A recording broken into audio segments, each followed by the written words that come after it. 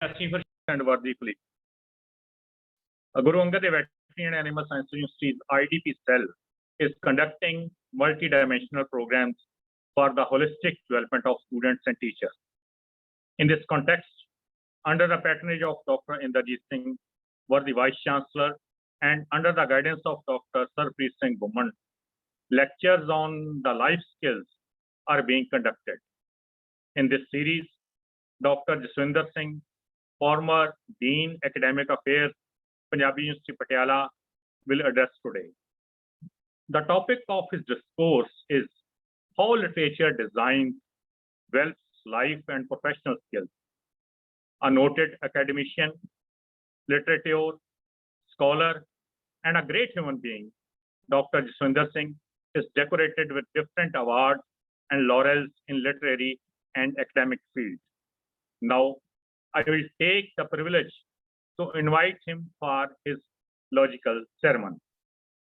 जैसे मैंने आपको बताया कि साहित्य जो है उसमें डिफरेंट डायमेंशंस हैं लाइफ की, और वो लाइफ की डायमेंशंस जो हैं उनको भी हम विभिन्न रूपों से जो देखते हैं। जैसे कहा जाता है कि जो साहित्य है वो जीवन का शीशा है, लेकिन बात वहां पे आ जाती है कि उस शीशे में हमें अपना चेहरा किस ढंग से दिखता है। ਜਦੋਂ ਵੀ ਸਾਹਿਤ ਦੀ ਗੱਲ ਹੋਏਗੀ, ਅਸੀਂ ਜ਼ਿੰਦਗੀ ਦੇ ਜਿਹੜੇ ਬਹੁਤ ਨੁਕਾਤੀ ਸੰਕਟ ਨੇ ਉਹਨਾਂ ਸੰਬੰਧੀ ਜਿਹੜੀ ਗੱਲ ਕਰਾਂਗੇ, ਤੇ ਲਾਈਫ ਜਿਹੜੀ ਆ ਉਹਨੂੰ ਅਸੀਂ ਕਿਵੇਂ ਪਛਾਣ ਸਕਦੇ ਆ ਲਿਟਰੇਚਰ ਦੇ ਰਾਹੀਂ, ਕਿਉਂਕਿ ਸਾਡੀ ਯੂਨੀਵਰਸਿਟੀ ਜਿਹੜੀ ਆ ਉਹ ਵਧੇਰੇ ਕਰਕੇ ਵਿਗਿਆਨ ਦੇ ਉੱਤੇ ਗੱਲ ਕਰਦੀ ਆ, ਪਰ ਜੇ ਅਸੀਂ ਸਾਹਿਤ ਦੀ ਗੱਲ ਕਰੀਏ ਤਾਂ ਸਾਹਿਤ ਦੇ ਵਿੱਚ ਸਾਨੂੰ ਬਹੁਤ ਕੁਝ ਅਜਿਹਾ ਮਿਲ ਜਾਂਦਾ ਹੈ ਜਿਹਦੇ ਵਿੱਚੋਂ ਤੁਸੀਂ ਜ਼ਿੰਦਗੀ ਦੇ ਕਈ ਜਿਹੜੇ ਨੁਕਤੇ ਆ ਉਹਨਾਂ ਨੂੰ ਪਛਾਣ ਸਕਦੇ ਜੇ। ਤੇ ਡਾਕਟਰ ਜਸਵਿੰਦਰ ਸਿੰਘ ਜੀ ਜੋ ਕਿ ਇੱਕ ਆਪ ਬਹੁਤ ਵੱਡੇ ਵਿਦਵਾਨ ਨੇ ਤੇ ਜਿਨ੍ਹਾਂ ਨੇ ਬਹੁਤ ਸਾਰੇ ਇਨਾਮ ਇਕਰਾਮ ਜਿੱਤੇ ਹੋਏ ਨੇ, ਇੱਥੋਂ ਤੱਕ ਕਿ ਉਹਨਾਂ ਨੇ ਜਿਹੜਾ ਇੱਕ ਬਹੁਤ ਵੱਡਾ ਭਾਰਤੀ ਸਾਹਿਤ ਅਕਾਡਮੀ ਦਾ ਅਵਾਰਡ ਹੈ, ਉਹਨਾਂ ਦੇ ਇੱਕ ਨਾਵਲ ਮਾਤ ਲੋਕ ਦੇ ਉੱਤੇ ਉਹਨਾਂ ਨੂੰ ਪ੍ਰਾਪਤ ਹੋਇਆ ਸੀਗਾ। ਤੇ ਮੈਨੂੰ ਇਸ ਗੱਲ ਦੀ ਬੜੀ ਖੁਸ਼ੀ ਮਹਿਸੂਸ ਹੋ ਰਹੀ ਆ ਕਿ ਉਹ ਅੱਜ ਸਾਡੇ ਦਰਮਿਆਨ ਨੇ, ਸਾਡੇ ਨਾਲ ਆਪਣੀ ਜੀਵਨ ਦੇ ਕਈ ਤਜਰਬੇ ਸਾਂਝੇ ਕਰਨਗੇ, ਜੀਵਨ ਮੁੱਲ ਜਿਹੜੇ ਉਹਨਾਂ ਬਾਰੇ ਗੱਲ ਕਰਨਗੇ ਤੇ ਸਾਨੂੰ ਦੱਸਣਗੇ ਕਿ ਲਿਟਰੇਚਰ ਜਿਹੜਾ ਹੈ ਉਹ ਸਾਨੂੰ ਜੀਵਨ ਕੌਸ਼ਲ ਜਿਹੜੇ ਆ ਉਹ ਕਿਵੇਂ ਸਿਖਾ ਸਕਦਾ ਹੈ, ਸਾਨੂੰ ਬਿਹਤਰ ਲਾਈਫ ਜਿਹੜੀ ਆ ਉਹਨੂੰ ਜੀਣੀ ਕਿਵੇਂ ਸਿਖਾ ਸਕਦਾ। ਡਾਕਟਰ ਸਾਹਿਬ, ਮੈਂ ਤੁਹਾਨੂੰ ਬੇਨਤੀ ਕਰਾਂਗਾ ਜੇ ਹੁਣ ਕਿ ਤੁਸੀਂ ਸਾਡੇ ਵਿਦਿਆਰਥੀਆਂ, ਸਾਡੇ ਅਧਿਆਪਕਾਂ ਦੇ ਸਨਮੁਖ ਹੋਵੋ ਤੇ ਤੁਸੀਂ ਆਪਣੇ ਜਿਹੜੇ ਬੜੇ ਵਡਮੁੱਲੇ ਵਿਚਾਰ ਨੇ ਉਹ ਜਿਹੜੇ ਸਾਂਝੇ ਕਰੋ। ਡਾਕਟਰ ਜਸਵਿੰਦਰ ਸਿੰਘ ਜੀ।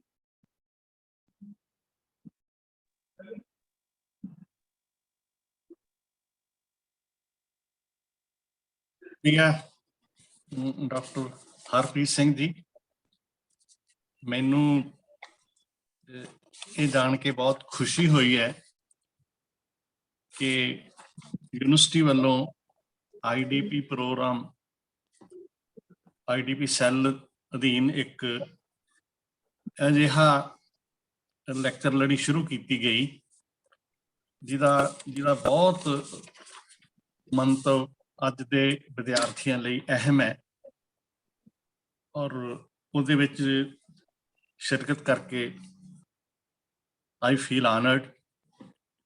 ਇਸ ਲਈ ਮੈਂ ਡਾਕਟਰ ਹਰਪ੍ਰੀਤ ਜੀ ਤੁਹਾਡਾ ਤੇ ਤੁਹਾਡੇ ਸਹਿਯੋਗੀ ਮੈਡਮ ਪੂਨਮ ਭਾਟੀਆ ਜੀ ਦਾ ਸ਼ੁਕਰਗੁਜ਼ਾਰ ਹਾਂ। How literature designs, develops life and professional skills, ਇਹ ਬਹੁਤ ਖੁੱਲਾ ਟੌਪਿਕ ਹੈ। ਮੈਂ ਲਿਟਰੇਚਰ ਦੇ ਹਵਾਲੇ ਨਾਲ ਤੇ ਲਿਟਰੇਚਰ ਦਾ ਜਿਹੜਾ ਮੁੱਖ ਰੂਪ ਹੁੰਦਾ, ਮਾਧਿਅਮ ਹੁੰਦਾ, ਉਹ ਪੁਸਤਕ ਹੁੰਦਾ ਜਾਂ ਰਸਾਲੇ ਹੁੰਦਾ। ਮੈਂ ਤੁਹਾਡੇ ਨਾਲ ਕੁਛ ਅਹਿਮ ਗੱਲਾਂ ਜਾਂ ਜ਼ਰੂਰੀ ਗੱਲਾਂ ਸਾਂਝੀਆਂ ਕਰਾਂਗਾ। ਲਿਟਰੇਚਰ ਆਪਣੇ ਆਪ ਵਿੱਚ ਜ਼ਿੰਦਗੀ ਦੀ ਤਰਜਮਾਨੀ ਕਰਦਾ ਹੈ। ਜ਼ਿੰਦਗੀ ਦੇ ਜੋ ਦਿਖਦਾ ਸਾਨੂੰ, ਜਿਹੜਾ ਅਮੂਮਨ ਅਸੀਂ ਸਮਕਾਲੀ ਪੱਤਰਕਾਰੀ ਚੋਂ, ਟੈਲੀਵਿਜ਼ਨ ਚੋਂ ਜਾਣਦੇ ਰਹਿੰਦੇ ਹਾਂ, ਉਹ ਉਸ ਤੋਂ ਆਰ ਪਾਰ ਵੱਡੀ ਪੱਧਰ ਤੇ ਜੀਵਨ ਹੁੰਦਾ ਜਾਂ ਅਣਦਿਖਦਾ ਵੀ ਹੁੰਦਾ, ਅਨਸੀਨ ਵੀ ਹੁੰਦਾ, ਅਨਐਕਸਪਲੋਰਡ ਵੀ ਹੁੰਦਾ, ਅਨਅਬਜ਼ਰਵਡ ਹੀ ਹੁੰਦਾ, ਅਣਦੇਖਿਆ ਹੁੰਦਾ। ਸੋ ਲਿਟਰੇਚਰ ਉਹਨਾਂ ਕਲਾਵਾਂ ਵਿੱਚੋਂ ਹੈ ਜਿਹੜਾ ਕੋਈ ਵੀ ਜਿਹੜਾ ਜ਼ਿੰਦਗੀ ਦਾ ਪੱਖ ਹੈ, ਈਵਨ ਕੁਦਰਤ ਦਾ ਪੱਖ ਹੈ, ਨੇਚਰ ਦਾ ਪੱਖ ਹੈ, ਉਹ ਲਿਟਰੇਚਰ ਦੀ ਪੈਣੀ ਨਜ਼ਰ ਵਿੱਚ ਆਉਂਦਾ ਰਹਿੰਦਾ ਹੈ। ਔਰ ਇਹਦਾ ਇੱਕ ਨਹੀਂ, ਇਹਦੇ ਬਹੁਤ ਸਾਰੇ ਪਾਸਾਰ ਨੇ। ਇੰਡੀਅਨ ਪੋਇਟਿਕਸ ਵਿੱਚ ਵੀ ਜਿਹੜਾ ਸਾਹਿਤ ਦੇ ਪ੍ਰਕਾਰ ਜਾਂ ਫੰਕਸ਼ਨਸ ਨੇ, ਸਤਿਅਮ, ਸ਼ਿਵਮ, ਸੁੰਦਰਮ, ਅਸੀਂ ਸਾਰੇ ਜਾਣਦੇ ਹਾਂ। ਤਾਂ ਬਹੁਤ ਕੁਝ ਅਸੀਂ ਸਿਰਜਿਆ। ਸਾਹਿਤ ਦੇ ਵਿੱਚ ਫਲਸਫਾ ਵੀ ਹੈ, ਸਾਹਿਤ ਦੇ ਵਿੱਚ ਐਕਸਪੀਰੀਅੰਸ ਵੀ ਹੈ, ਸਾਹਿਤ ਦੇ ਵਿੱਚ ਇਤਿਹਾਸ ਵੀ ਹੈ, ਸਾਹਿਤ ਦੇ ਵਿੱਚ ਸਾਡੀ ਜ਼ਿੰਦਗੀ ਦਾ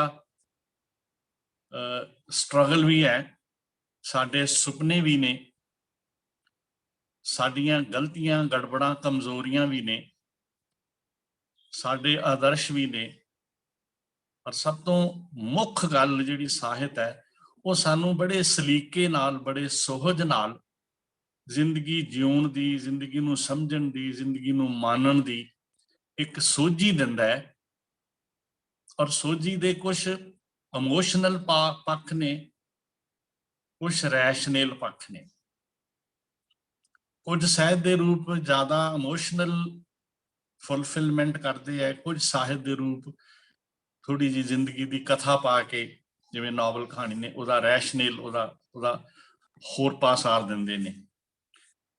ਮੈਨੂੰ ਇੰਝ ਲੱਗਦਾ ਹੁੰਦਾ ਹੈ ਕਿ ਜਿਹੜੀ ਸਾਡੀ ਆਮ ਜ਼ਿੰਦਗੀ ਹੈ, ਉਹ ਅੱਧੀ ਅਧੂਰੀ ਬਲਾਈਂਡ ਜਰਨੀ ਵਾਂਗ ਹੈ, ਜਿਹਦੇ ਵਿੱਚ ਬਹੁਤ ਕੁਝ ਸਾਡੇ ਨਾਲ ਵਾਪਰਦਾ ਹੈ, ਅਣਚਾਹਿਆ, ਅਣਕਿਆਸਿਆ। ਪਰ ਜੇ ਸਾਡੇ ਕੋਲ ਜ਼ਿੰਦਗੀ ਦੇ, ਸਮਾਜ ਦੇ, ਕੁਦਰਤ ਦੇ ਉਹ ਅਣਡਿੱਠ ਪਾਸਾਰ ਨੇ, ਉਹਨਾਂ ਦੀ ਸੋਝੀ ਹੈ, ਤਾਂ ਨਿਸ਼ਚਿਤ ਹੀ ਸਾਨੂੰ ਕੁਝ ਪੂਰਵ ਅਨੁਮਾਨ ਹੁੰਦੇ ਨੇ, ਸਾਨੂੰ ਕੁਝ ਅੰਤਰ ਸੋਝੀ ਹੁੰਦੀ ਹੈ, ਸਾਡੇ ਕੁਝ ਅੰਦਾਜ਼ੇ ਹੁੰਦੇ ਨੇ।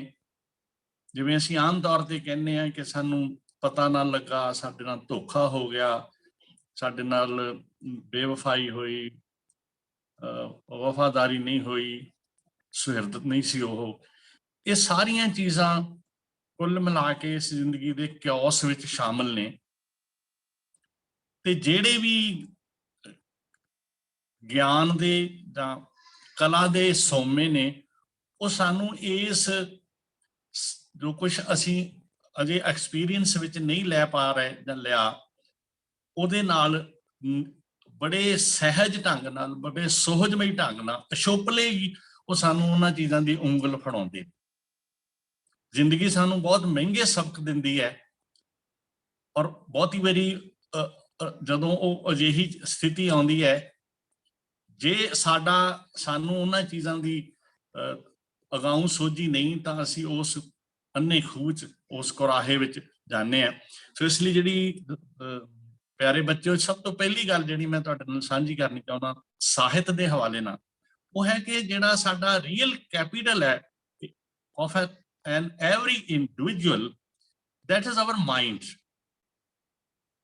ਸਰੀਰ, ਸਾਡੇ ਨੈਣ ਨਕਸ਼, ਸਾਡੇ ਰੰਗ, ਸਾਡਾ ਜਿਹੜਾ ਬਾਡੀ ਸਟਰਕਚਰ ਹੈ, ਮੇਲ ਫੀਮੇਲ, ਸਾਰਾ ਉਹ ਇੱਕ ਕੁਦਰਤ ਦੀ ਜਾਂ ਰੱਬ ਦੀ ਇੱਕ ਵੱਡੀ ਦੇਣ ਹੈ, ਜਿਹੜੀ ਸਾਨੂੰ ਮਿਲ ਗਈ, ਜਿਹਦੇ ਵਿੱਚ ਅਸੀਂ ਆਪਣਾ ਇਹ ਜੀਵਨ ਪੂਰਾ ਕਰਨਾ, ਜੀਣਾ।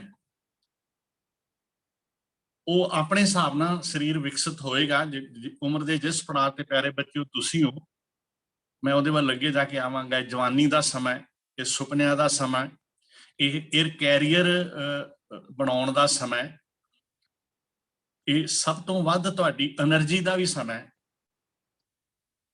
ਪਰ ਨਾਲ ਦੀ ਨਾਲ ਬਹੁਤ ਕੁਝ ਇਸ ਉਮਰ ਵਿੱਚ ਅਨਸਰਟਨ ਹੁੰਦਾ ਹੈ, ਜਿਹੜਾ ਤੁਹਾਨੂੰ ਖੁਦ ਨਹੀਂ ਪਤਾ ਕਿ ਜ਼ਿੰਦਗੀ ਦੇ ਕਿਸ ਵਹਿਣ ਵਿੱਚ, ਜ਼ਿੰਦਗੀ ਦੀ ਕਿਸ ਸਫ਼ਰ ਤੇ ਅਗਲਾ ਸਮਾਂ ਤੁਹਾਨੂੰ ਲੈ ਕੇ ਜਾਏਗਾ। ਤਦੇ ਅਰਸਤੂ ਇੱਕ ਥਾਂ ਕਹਿੰਦਾ ਹੈ ਕਿ ਸਾਡੇ ਜਿਹੜੇ ਸਾਰੇ ਮਨੁੱਖੀ ਕਾਰਜ ਨੇ, ਆਲ ਹਿਊਮਨ ਐਕਸ਼ਨਸ, ਉਹ 7 ਤਰ੍ਹਾਂ ਹੁੰਦੇ ਨੇ। ਕੁਛ ਚੀਜ਼ਾਂ ਚਾਂਸ ਨਾਲ ਹੁੰਦੀਆਂ ਨੇ ਕਿ ਤੁਸੀਂ ਬਹੁਤਾ ਖਿਆਲ ਨਹੀਂ ਸੀ ਕੀਤਾ, ਪਰ ਉਹ ਇੱਕ ਮੌਕਾ, ਇੱਕ ਚਾਂਸ ਬਣਿਆ। ਕੁਛ ਚੀਜ਼ਾਂ ਕੁਦਰਤ ਵੱਲੋਂ ਹੁੰਦੀਆਂ ਨੇ, ਜਿਵੇਂ ਸਾਡਾ ਸਰੀਰ ਦਾ ਵਿਕਾਸ, ਜਿਸਮ ਦਾ ਵਿਕਾਸ, ਸਾਡੀ ਬੁੱਧੀ ਦਾ ਵਿਕਾਸ, ਆਸੇ ਪਾਸੇ ਦਾ ਸਾਰਾ ਕੁਛ, ਸਮਿਆਂ ਮੌਸਮਾਂ ਦਾ, ਜਿਵੇਂ ਅੱਜ ਕੱਲ੍ਹ ਮੌਸਮ ਹੈ, ਜ਼ਿੰਦਗੀ ਦੇ ਵੀ ਮੌਸਮ ਨੇ, ਬਚਪਨ ਹੈ, ਜਵਾਨੀ ਹੈ, ਬੁਢਾਪਾ ਹੈ। ਤੋ ਇਹ ਕੁਦਰਤ ਦਾ ਹੈ, ਜਿਹਨੂੰ ਅਸੀਂ ਬਹੁਤਾ ਰੋਕ ਵੀ ਨਹੀਂ ਸਕਦੇ, ਪਰ ਜਿਹਦੇ ਫਲੋ ਵਿੱਚ ਅਸੀਂ ਚੱਲਣਾ ਹੈ। ਤਾਂ ਅਸੀਂ ਬੈਸਟ ਢੰਗ ਨਾਲ ਕਿਵੇਂ ਚੱਲਣਾ, ਉਮਰ ਦੇ ਹਰ ਰਾਗ ਨੂੰ ਅਸੀਂ ਕਿਵੇਂ ਵਧੀਆ ਗਾਉਣਾ ਹੈ, ਇਹ ਗਾਉਣ ਇਹ ਨਹੀਂ ਹੈਗਾ ਕਿ ਉਹ ਮੌਸਮ ਆ ਜਾਏ ਤੇ ਫਿਰ ਗਾਵਾਂਗੇ। ਮੇਕ ਦਾ ਹੈ when the sun shines, ਅਸੀਂ ਉਹ ਚੀਜ਼ਾਂ ਜ਼ਿੰਦਗੀ ਜਿਨ੍ਹਾਂ ਨਾਲ ਜਿਉਣਾ ਹੈ, ਵਰਤਣੀਆਂ ਨੇ, ਉਹਨਾਂ ਨੂੰ ਪਹਿਲਾਂ ਇਕੱਠਾ ਕਰਦੇ ਆ।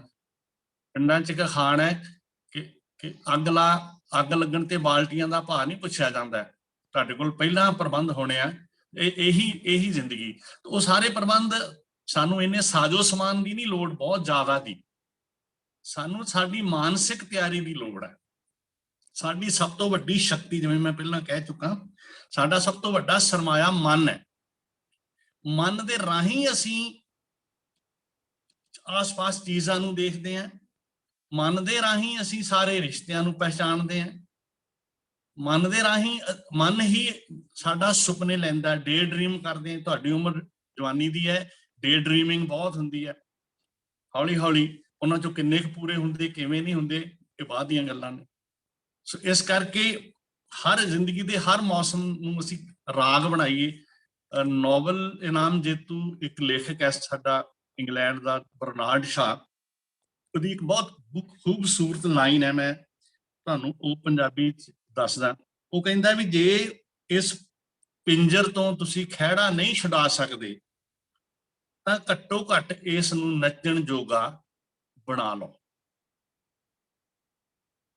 ਸਾਡੇ ਜਿਹੋ ਜਿਹੇ ਦਬਾਵਾਂ ਵਿੱਚ, ਜਿਨ੍ਹਾਂ ਮਾੜੀਆਂ ਹਾਲਤਾਂ ਵਿੱਚ, ਜਿਸ ਕਰਪਟ ਸਮਾਜ ਵਿੱਚ, ਜਿਸ ਇਨਐਫੀਸ਼ੀਐਂਟ ਕਿਸਮ ਦੇ ਮਾਹੌਲ ਵਿੱਚ ਅਸੀਂ ਰਹਿ ਰਹੇ ਹਾਂ, ਸਾਨੂੰ ਸਾਡੀਆਂ ਮਰਜ਼ੀ ਦੀਆਂ ਚੀਜ਼ਾਂ ਜਾਂ ਮਰਜ਼ੀ ਦੀ ਲਿਆਕਤ ਦੇ ਬਾਵਜੂਦ ਵੀ ਨਹੀਂ ਮਿਲਦੀਆਂ।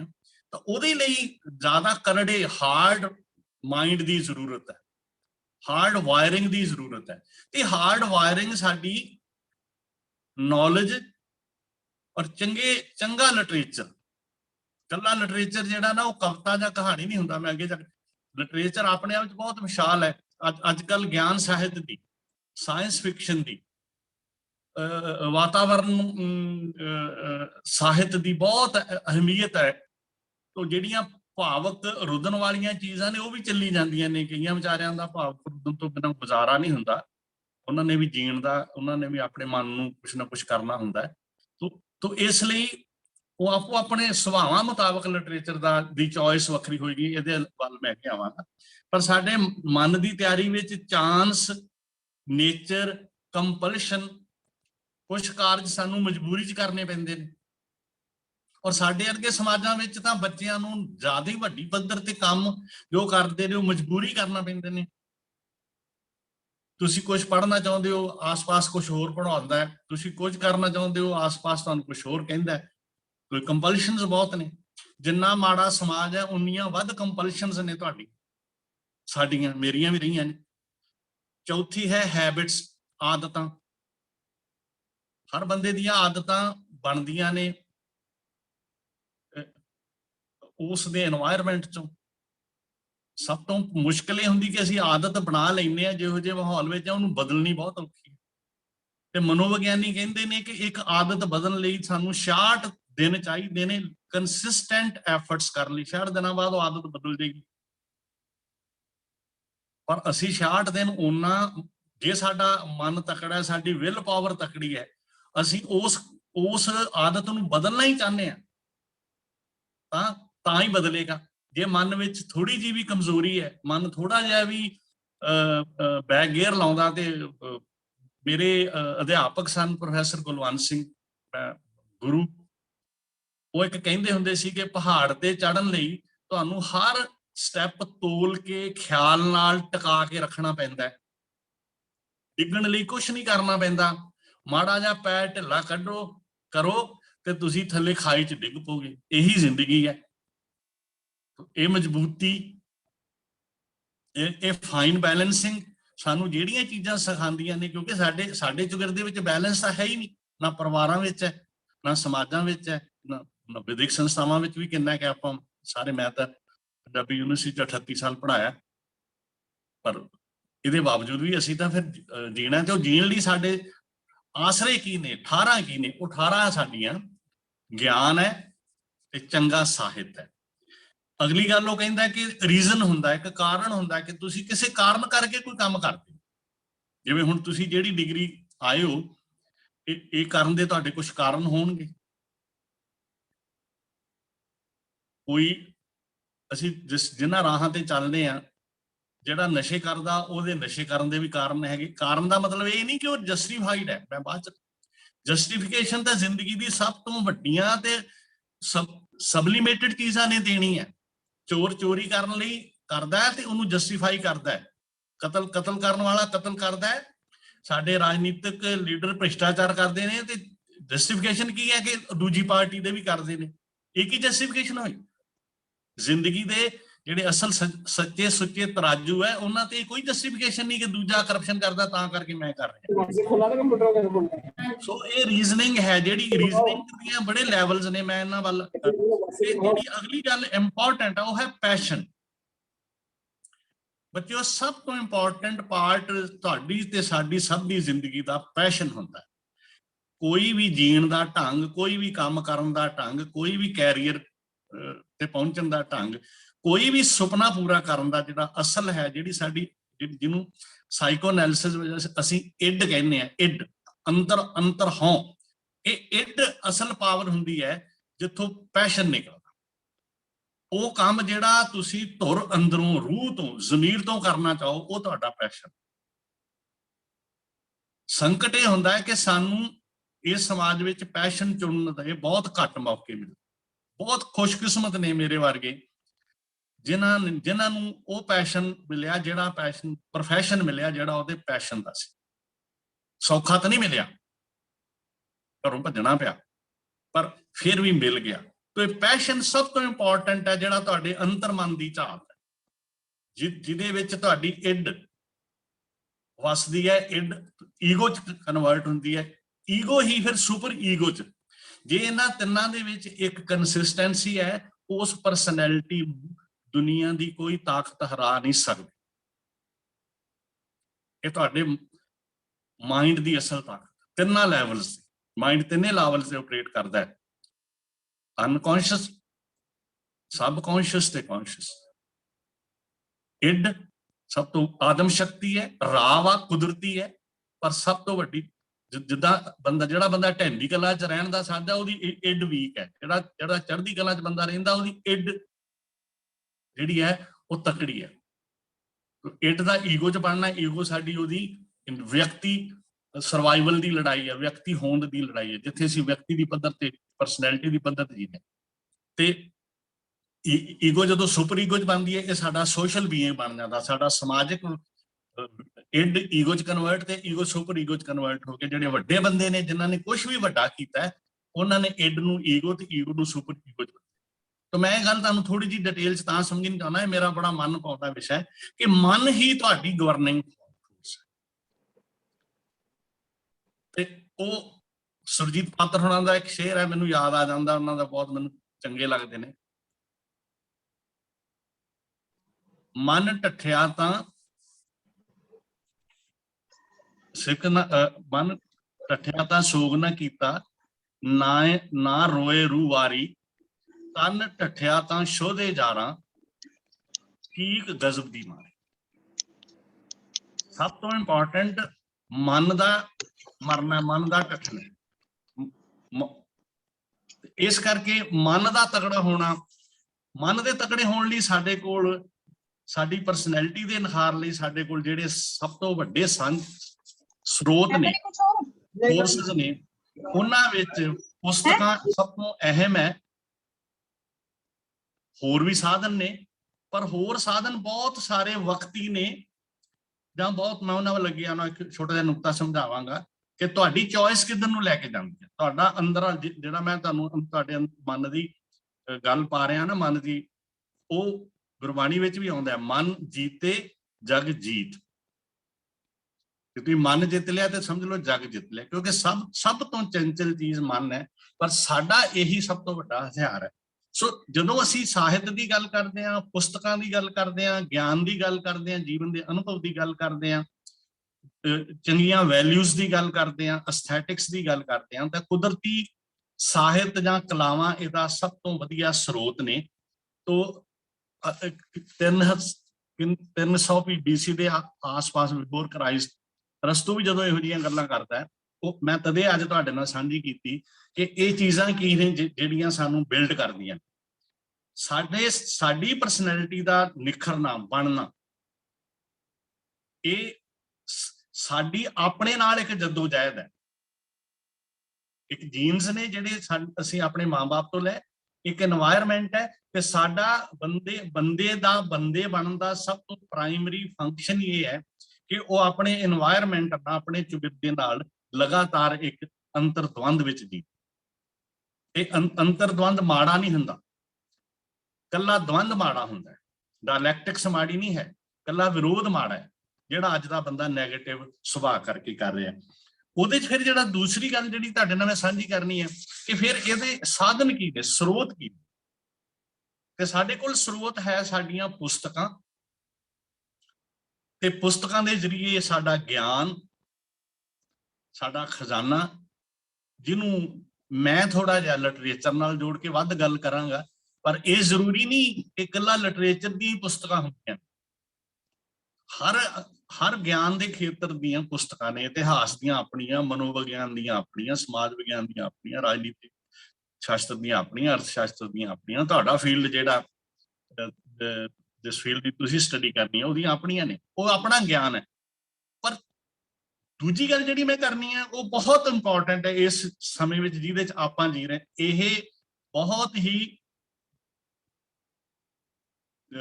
ਤੇਜ਼ ਤਬਦੀਲੀਆਂ ਦਾ, ਗੜਬੜਾਂ ਦਾ, ਦਬਾਵਾਂ ਦਾ, ਔਰ ਬਹੁਤ ਹੀ ਅਜੀਬ ਖਿੱਚਾਂ ਦਾ ਦੌਰ ਹੈ। ਤੁਹਾਡੀ ਉਮਰ ਵਿੱਚ ਖਿੱਚਾਂ ਬਹੁਤ ਜ਼ਿਆਦਾ ਨੇ। ਸੰਕਟ ਇਹ ਹੁੰਦਾ ਕਿ ਤੁਹਾਡੀ ਉਮਰ 'ਚ ਬੱਚਿਓ, ਤੁਹਾਡੀ ਜ਼ਿੰਦਗੀ ਤੁਹਾਡੇ ਤੋਂ ਬਹੁਤ ਵੱਡੀਆਂ ਮੰਗਾਂ ਰੱਖ ਰਹੀ ਹੁੰਦੀ ਹੈ, ਪਰ ਤੁਹਾਡਾ ਦਿਲ ਤੁਹਾਡੇ ਕੋਲੋਂ ਬਹੁਤ ਹੋਰ ਮੰਗਾਂ ਰੱਖ ਰਿਹਾ। ਦੋਵੇਂ ਠੀਕ ਨੇ। ਇਹ ਦੋਵਾਂ ਚੋਂ ਮੈਂ ਇਹ ਨਹੀਂ ਕਹਿੰਦਾ ਕਿ ਇਸ ਜਵਾਨੀ ਨੂੰ ਦਾ ਆਪਣਾ ਇੱਕ ਰੰਗ ਹੁੰਦਾ ਹੈ ਔਰ ਤੁਹਾਡੇ ਕੋਲ ਮੈਕਸਿਮਮ એનર્ਜੀ ਹੈ, ਤੁਹਾਡੇ ਕੋਲ ਮੈਕਸਿਮਮ ਪੈਸ਼ਨ ਹੈ, ਤੁਹਾਡੇ ਕੋਲ ਜ਼ਿੰਦਗੀ ਜਿਉਣ ਦੇ ਬਹੁਤ ਹੀ ਉਹਨੇ, ਪਰ ਇਹਨੇ ਨਾਲ ਗੱਲ ਨਹੀਂ ਬਣਦੀ। ਇਹ ਤੁਹਾਡੀ ਸ਼ਕਤੀ ਹੈ, ਪਰ ਇਸ ਸ਼ਕਤੀ ਨੂੰ, ਉਹਦੇ ਫਿਰ ਜਿਹੜਾ ਦੂਸਰਾ ਪਾਰਟ ਹੁੰਦਾ ਹੈ, ਹਰ ਬੰਦੇ ਨੇ ਲੇਖਕ ਨਹੀਂ ਬਣਨਾ, ਵਿਗਿਆਨੀ ਨਹੀਂ ਬਣਨਾ, ਪਰ ਇੱਕ ਗੱਲ ਪੱਕੀ ਹੈ ਕਿ ਹਰ ਬੰਦੇ ਦੀ ਜਿਹੜੀ ਕ੍ਰੀਏਟਿਵ ਪਰਸਨੈਲਿਟੀ ਹੈ ਜਾਂ ਕ੍ਰੀਏਟਿਵ ਸੈਲਫ ਹੈ, ਉਹਦਾ ਨਿਰਮਾਣ ਕੁਝ ਬੇਸਿਕ ਚੀਜ਼ਾਂ। ਮੈਨੂੰ ਆਇਨਸਟਾਈਨ ਬਹੁਤ ਪਸੰਦ ਹੈ। ਮੈਂ ਜਦੋਂ ਵੀ ਮੌਕਾ ਮਿਲੇ ਉਹਦੀਆਂ ਦਰਜਨ ਤੋਂ ਵੱਧ ਬਾਇਓਗ੍ਰਾਫੀਜ਼ ਲਿਖੀਆਂ, ਤੇ ਉਹ ਜਿੰਨਾ ਲਿਟਰੇਚਰ ਆਇਨਸਟਾਈਨ ਪੜ੍ਹਦਾ ਸੀ, ਤੇ ਹਰ ਵੇਲੇ ਉਹਦੇ ਹੱਥ 'ਚ ਵਾਇਲਨ ਹੁੰਦੀ ਸੀ, ਜਿੱਥੇ ਵੀ ਉਹ ਜਾਂਦਾ ਸੀ ਵਾਇਲਨ ਉਹਦੇ। ਹੁਣ ਸੰਗੀਤ ਦਾ ਉਹਦੀ ਜਿਹੜੀ ਫਿਜ਼ਿਕਸ ਨਾਲ ਕੀ ਤਲਕ ਹੈ? ਨਹੀਂ ਹੈ। ਫਿਜ਼ਿਕਸ ਉਹਦਾ ਅਨੁਸ਼ਾਸਨ ਸੀ, ਜਿਵੇਂ ਤੁਹਾਡਾ ਅਨੁਸ਼ਾਸਨ ਪਸ਼ੂ ਪਾਲਣ ਦਾ ਦੂਸਰਾ। ਪਰ ਤੁਸੀਂ ਇੱਕ ਹਿਊਮਨ ਬੀਇੰਗ ਹੋ, ਤੁਹਾਡੀ ਇੱਕ ਪਰਸਨੈਲਿਟੀ ਹੈ। ਉਸ ਪਰਸਨੈਲਿਟੀ ਦੇ ਅੰਦਰ ਬਾਹਰ ਤੁਹਾਡਾ ਇੱਕ ਬ੍ਰੇਨ ਹੈ, ਤੁਹਾਡਾ ਇੱਕ ਦਿਲ ਹੈ। ਇਸ ਜਿੰਨੀ ਨਰਿਸ਼ਮੈਂਟ, ਜਿੰਨੀ ਵਧੀਆ ਖੁਰਾਕ ਤੁਸੀਂ ਇਸ ਬ੍ਰੇਨ ਨੂੰ, ਇਸ ਦਿਲ ਨੂੰ ਦਿਓਗੇ, ਓਨਾ ਹੀ ਇਹ ਵੱਧ ਕ੍ਰੀਏਟ, ਓਨਾ ਹੀ ਇਹ ਵੱਧ ਫਲਾਈਟ ਲਵੇਗਾ, ਓਨਾ ਹੀ ਇਹ ਵਧੀਆ। ਹਰ ਭਾਵੇਂ ਉਹ ਨਾਵਲ ਲਿਖ ਰਿਹਾ ਬੰਦਾ, ਤੇ ਭਾਵੇਂ ਉਹ ਲੈਬ 'ਚ ਕੰਮ ਕਰ ਰਿਹਾ, ਉਹਦੀ ਬ੍ਰੇਨ ਦੀ ਕ੍ਰੀਏਟਿਵ ਫੈਕਲਟੀ ਹੀ ਇਹ ਕੰਮ ਕਰ। ਫਰਕ ਹੈ ਉਹ ਉਹਨੂੰ ਕਿਸ ਫਾਰਮ ਵਿੱਚ ਲਾਗੂ ਕਰ ਰਿਹਾ, ਕਿਸ ਰੂਪ ਵਿੱਚ ਲਾਗੂ ਕਰ ਰਿਹਾ। ਸੋ ਜਿਹੜੀ ਦਿਮਾਗ ਦੀ ਕ੍ਰੀਏਟਿਵ ਇੰਪਲਸ ਹੈ, ਕ੍ਰੀਏਟਿਵ ਇੰਪਲਸ ਨੂੰ ਅਸੀਂ ਵਰਤ ਰਹੇ ਹਾਂ ਜਿਸ ਫੀਲਡ ਵਿੱਚ ਅਸੀਂ ਕੰਮ ਕਰ ਰਹੇ ਹਾਂ। ਮੈਂ ਆਪਣੀ ਫੀਲਡ 'ਚ ਕੰਮ ਕੀਤਾ, ਮੈਂ ਵੀ ਬੁਨਿਆਦੀ ਤੌਰ ਤੇ ਸਾਇੰਸ ਸਟੂਡੈਂਟ ਸੀ, ਮੈਂ ਭਗੌੜਾ ਸਾਇੰਸ। ਇਸ ਕਰਕੇ ਜਿਹੜੀ ਤੁਹਾਡੀ ਸਭ ਤੋਂ ਵੱਡੀ ਪ੍ਰੋਬਲਮ ਆਈ ਆ ਆਧੁਨਿਕ ਜ਼ਮਾਨੇ ਵਿੱਚ, ਉਹ ਆਈ ਹੈ, ਮਾਰਕੂਜ਼ ਨੇ ਇੱਕ ਕਨਸੈਪਟ ਦਿੱਤਾ, ਕਿਤਾਬ ਵੀ ਹੈ, ਵਨ ਡਾਇਮੈਂਸ਼ਨਲ ਮੈਨ। ਇਹ ਤਹਿਜ਼ੀਬ, ਸਿਵਲਾਈਜੇਸ਼ਨ ਇੱਕ ਦਿਸ਼ਾਵੀ ਕਿਸਮ ਦਾ ਬੰਦਾ ਪੈਦਾ ਕਰ ਰਹੀ। ਜਿਹੜਾ ਬਾਜ਼ਾਰ ਹੈ ਉਹ ਕੰਜ਼ਿਊਮਰ ਪੈਦਾ ਕਰ ਰਿਹਾ, ਜਿਹੜੀ ਇੰਡਸਟਰੀ ਹੈ ਉਹ ਵਰਕਰ ਪੈਦਾ ਕਰਨਾ ਚਾਹੁੰਦੀ, ਜਿਹੜੀ ਸਰਕਾਰ ਹੈ ਉਹ ਵੋਟਰ ਪੈਦਾ ਕਰਨਾ ਚਾਹੁੰਦੀ, ਜਿਹੜਾ ਟੀਵੀ ਹੈ ਉਹ ਦਰਸ਼ਕ ਪੈਦਾ ਕਰਨਾ ਚਾਹੁੰਦਾ। ਉਹਦੇ 'ਚ ਕੋਈ ਇੰਟਰੈਕਸ਼ਨ ਨਹੀਂ। ਉਹਨਾਂ ਨੂੰ ਇੱਕ ਦਿਸ਼ਾਵੀ ਬੰਦਾ ਚਾਹੀਦਾ ਹੈ ਜਿਹੜਾ ਬਾਕੀ ਜੀਵਾਂ ਵਾਂਗ ਖਾਵੇ ਪੀਵੇ ਸੌਵੇਂ ਭੋਗ ਕਰੇ। ਤੇ ਜਿਵੇਂ ਪੰਜਾਬੀ ਵਿੱਚ ਵੀ ਹੈਗੇ, ਸਾਡੇ ਵੀ ਕਈ ਇਹੋ ਜਿਹੇ ਹੈਗੇ ਨੇ, ਖਾਓ ਪੀਓ ਮਿੱਤਰੋ। ਇਹ ਖਾਓ ਪੀਓ ਨਾਲ ਗੱਲ ਨਹੀਂ ਬਣਦੀ, ਬੰਦੇ ਦੀ ਸ਼ਖਸੀਅਤ ਨੇ ਨਿਖਰਨਾ ਬਹੁਤ ਸਾਰੀਆਂ ਚੀਜ਼ਾਂ ਨਾਲ।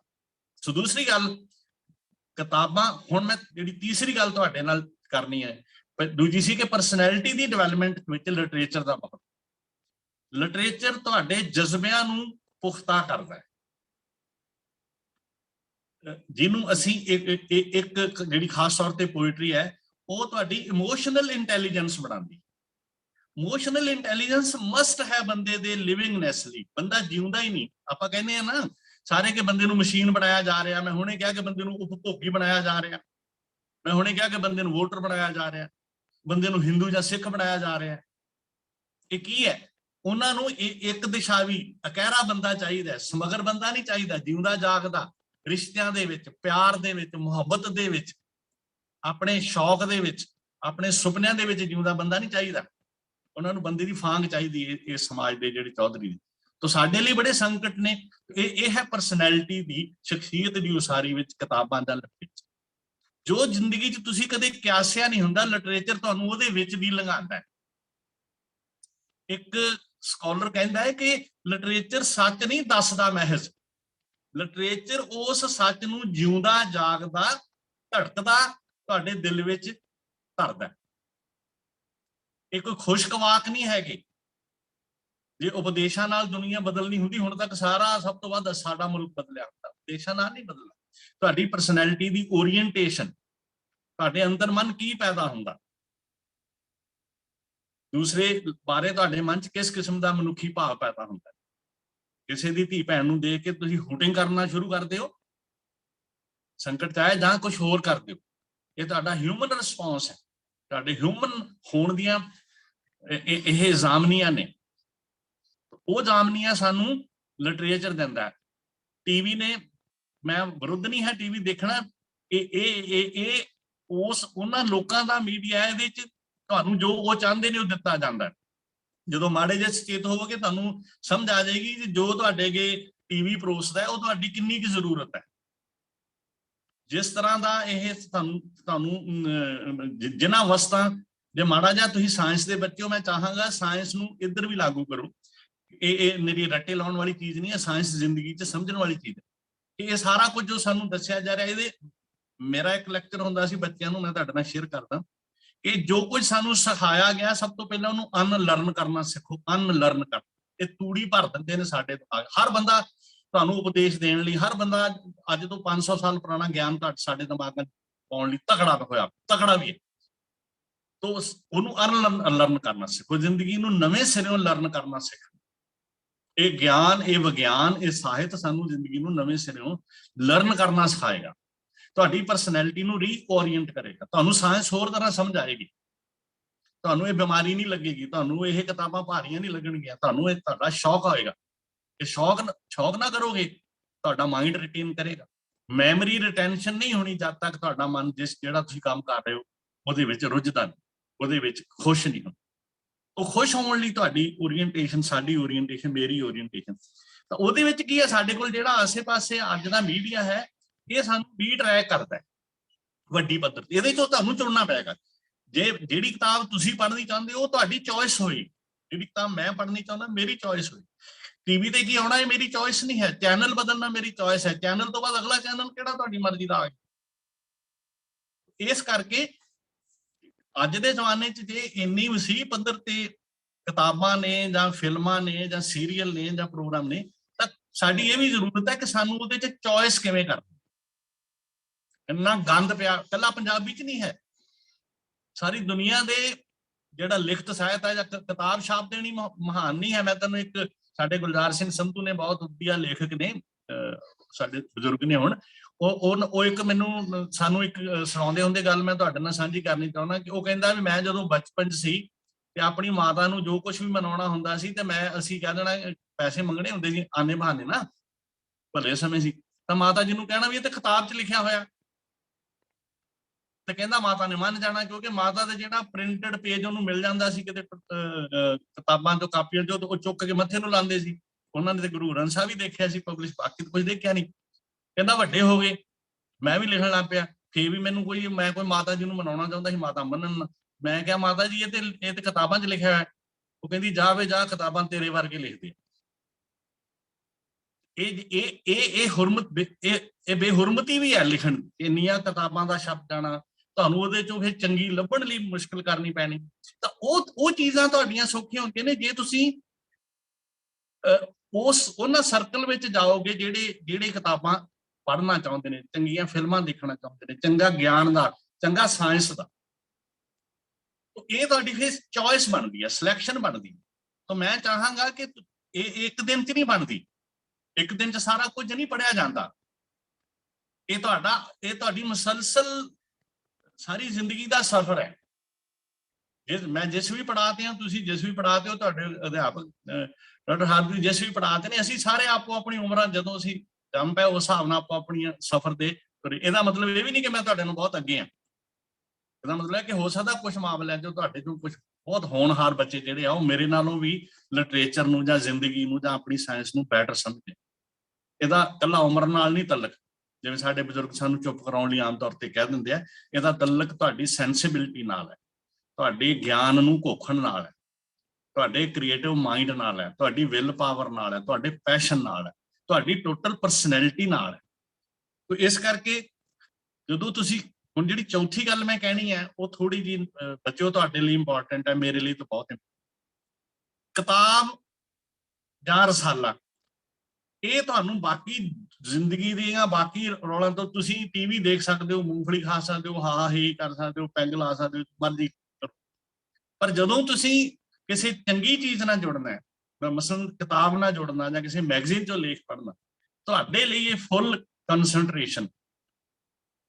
ਚੰਗਾ ਲਿਖਤ, ਮੈਂ ਜ਼ਿਆਦਾ ਲਿਟਰੇਚਰ ਦਾ ਹੈਗਾ ਵਿਦਿਆਰਥੀ ਹਾਂ, ਚੰਗਾ ਨਾਵਲ ਤੁਹਾਨੂੰ ਉਸ ਵੇਲੇ ਸਾਰੇ ਆਸੇ-ਪਾਸੇ ਤੋਂ ਖੱਗ ਕੇ ਪੱਟ ਕੇ, ਜਿਵੇਂ ਤੁਸੀਂ ਪਲਾਂਟ ਲਾਉਂਦੇ ਹੋ, ਤੁਹਾਨੂੰ ਆਪਣੇ ਨਾਲ ਤੋਰ ਲੈਂਦਾ। ਜਿਵੇਂ ਬੱਚੇ ਨੂੰ ਉਂਗਲੀ ਲਾ ਕੇ ਉਹਦਾ ਕੋਈ ਵੱਡਾ ਨਾਲ ਤੋੜ ਕੇ ਲੈ ਜਾਂਦਾ ਨਾ ਛੋਟੇ, ਤੇ ਵਧੀਆ ਲਿਟਰੇਚਰ ਤੁਹਾਨੂੰ ਉਹ ਸਾਰੇ ਸਮੇਂ ਦੇ ਸਥਾਨ ਤੋਂ ਬਾਹਰ ਲਿਜਾ ਕੇ ਉਸ ਵਾਯੂਮੰਡਲ ਵਿੱਚ ਲੈ ਜਾਂਦਾ ਜਿਹਦੇ ਵਿੱਚ ਉਹ ਲਿਖਤ ਤੁਹਾਨੂੰ ਲਿਜਾਣਾ।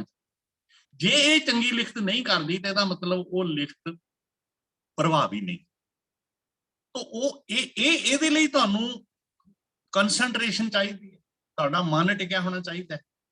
ਜੇ ਤੁਹਾਡਾ ਮਨ ਖਿਲ ਰਿਹਾ ਹੋਇਆ, ਔਰ ਅੱਜ ਦੇ ਜਿਹੜਾ ਸਾਰਾ ਮੀਡੀਆ ਇਹ ਸਾਡਾ ਮਨ ਖਿਲਾਰ ਰਿਹਾ, ਇਹ ਮਨ ਖਿਲਾਰ ਕੇ ਸਾਡੀ ਪਰਸਨੈਲਿਟੀ ਨੂੰ ਖਿਲਾਰ। ਬੰਦਾ 40 ਸਾਲ ਦਾ ਹੋ ਜਾਂਦਾ, ਉਹਨੂੰ ਇਹ ਨਹੀਂ ਪਤਾ ਲੱਗਦਾ ਕਿ ਜ਼ਿੰਦਗੀ 'ਚ ਉਹਨੇ ਰਾਹ ਕਿਹੜਾ ਚੁਣਨਾ ਸੀ। 40 ਸਾਲ ਦੇ ਬਾਅਦ, ਉਮਰ ਤੋਂ ਬਾਅਦ ਪਤਾ ਲੱਗਦਾ ਕਿ ਮੈਨੂੰ ਤਾਂ ਆਹ ਸਬਜੈਕਟ ਲੈਣੇ ਨਹੀਂ ਚਾਹੀਦੇ, ਉਹ ਲੈਣੇ ਚਾਹੀਦੇ ਸੀ, ਇਹਦੇ 'ਚ ਮੇਰਾ ਕੁਝ ਬਣਿਆ ਨਹੀਂ।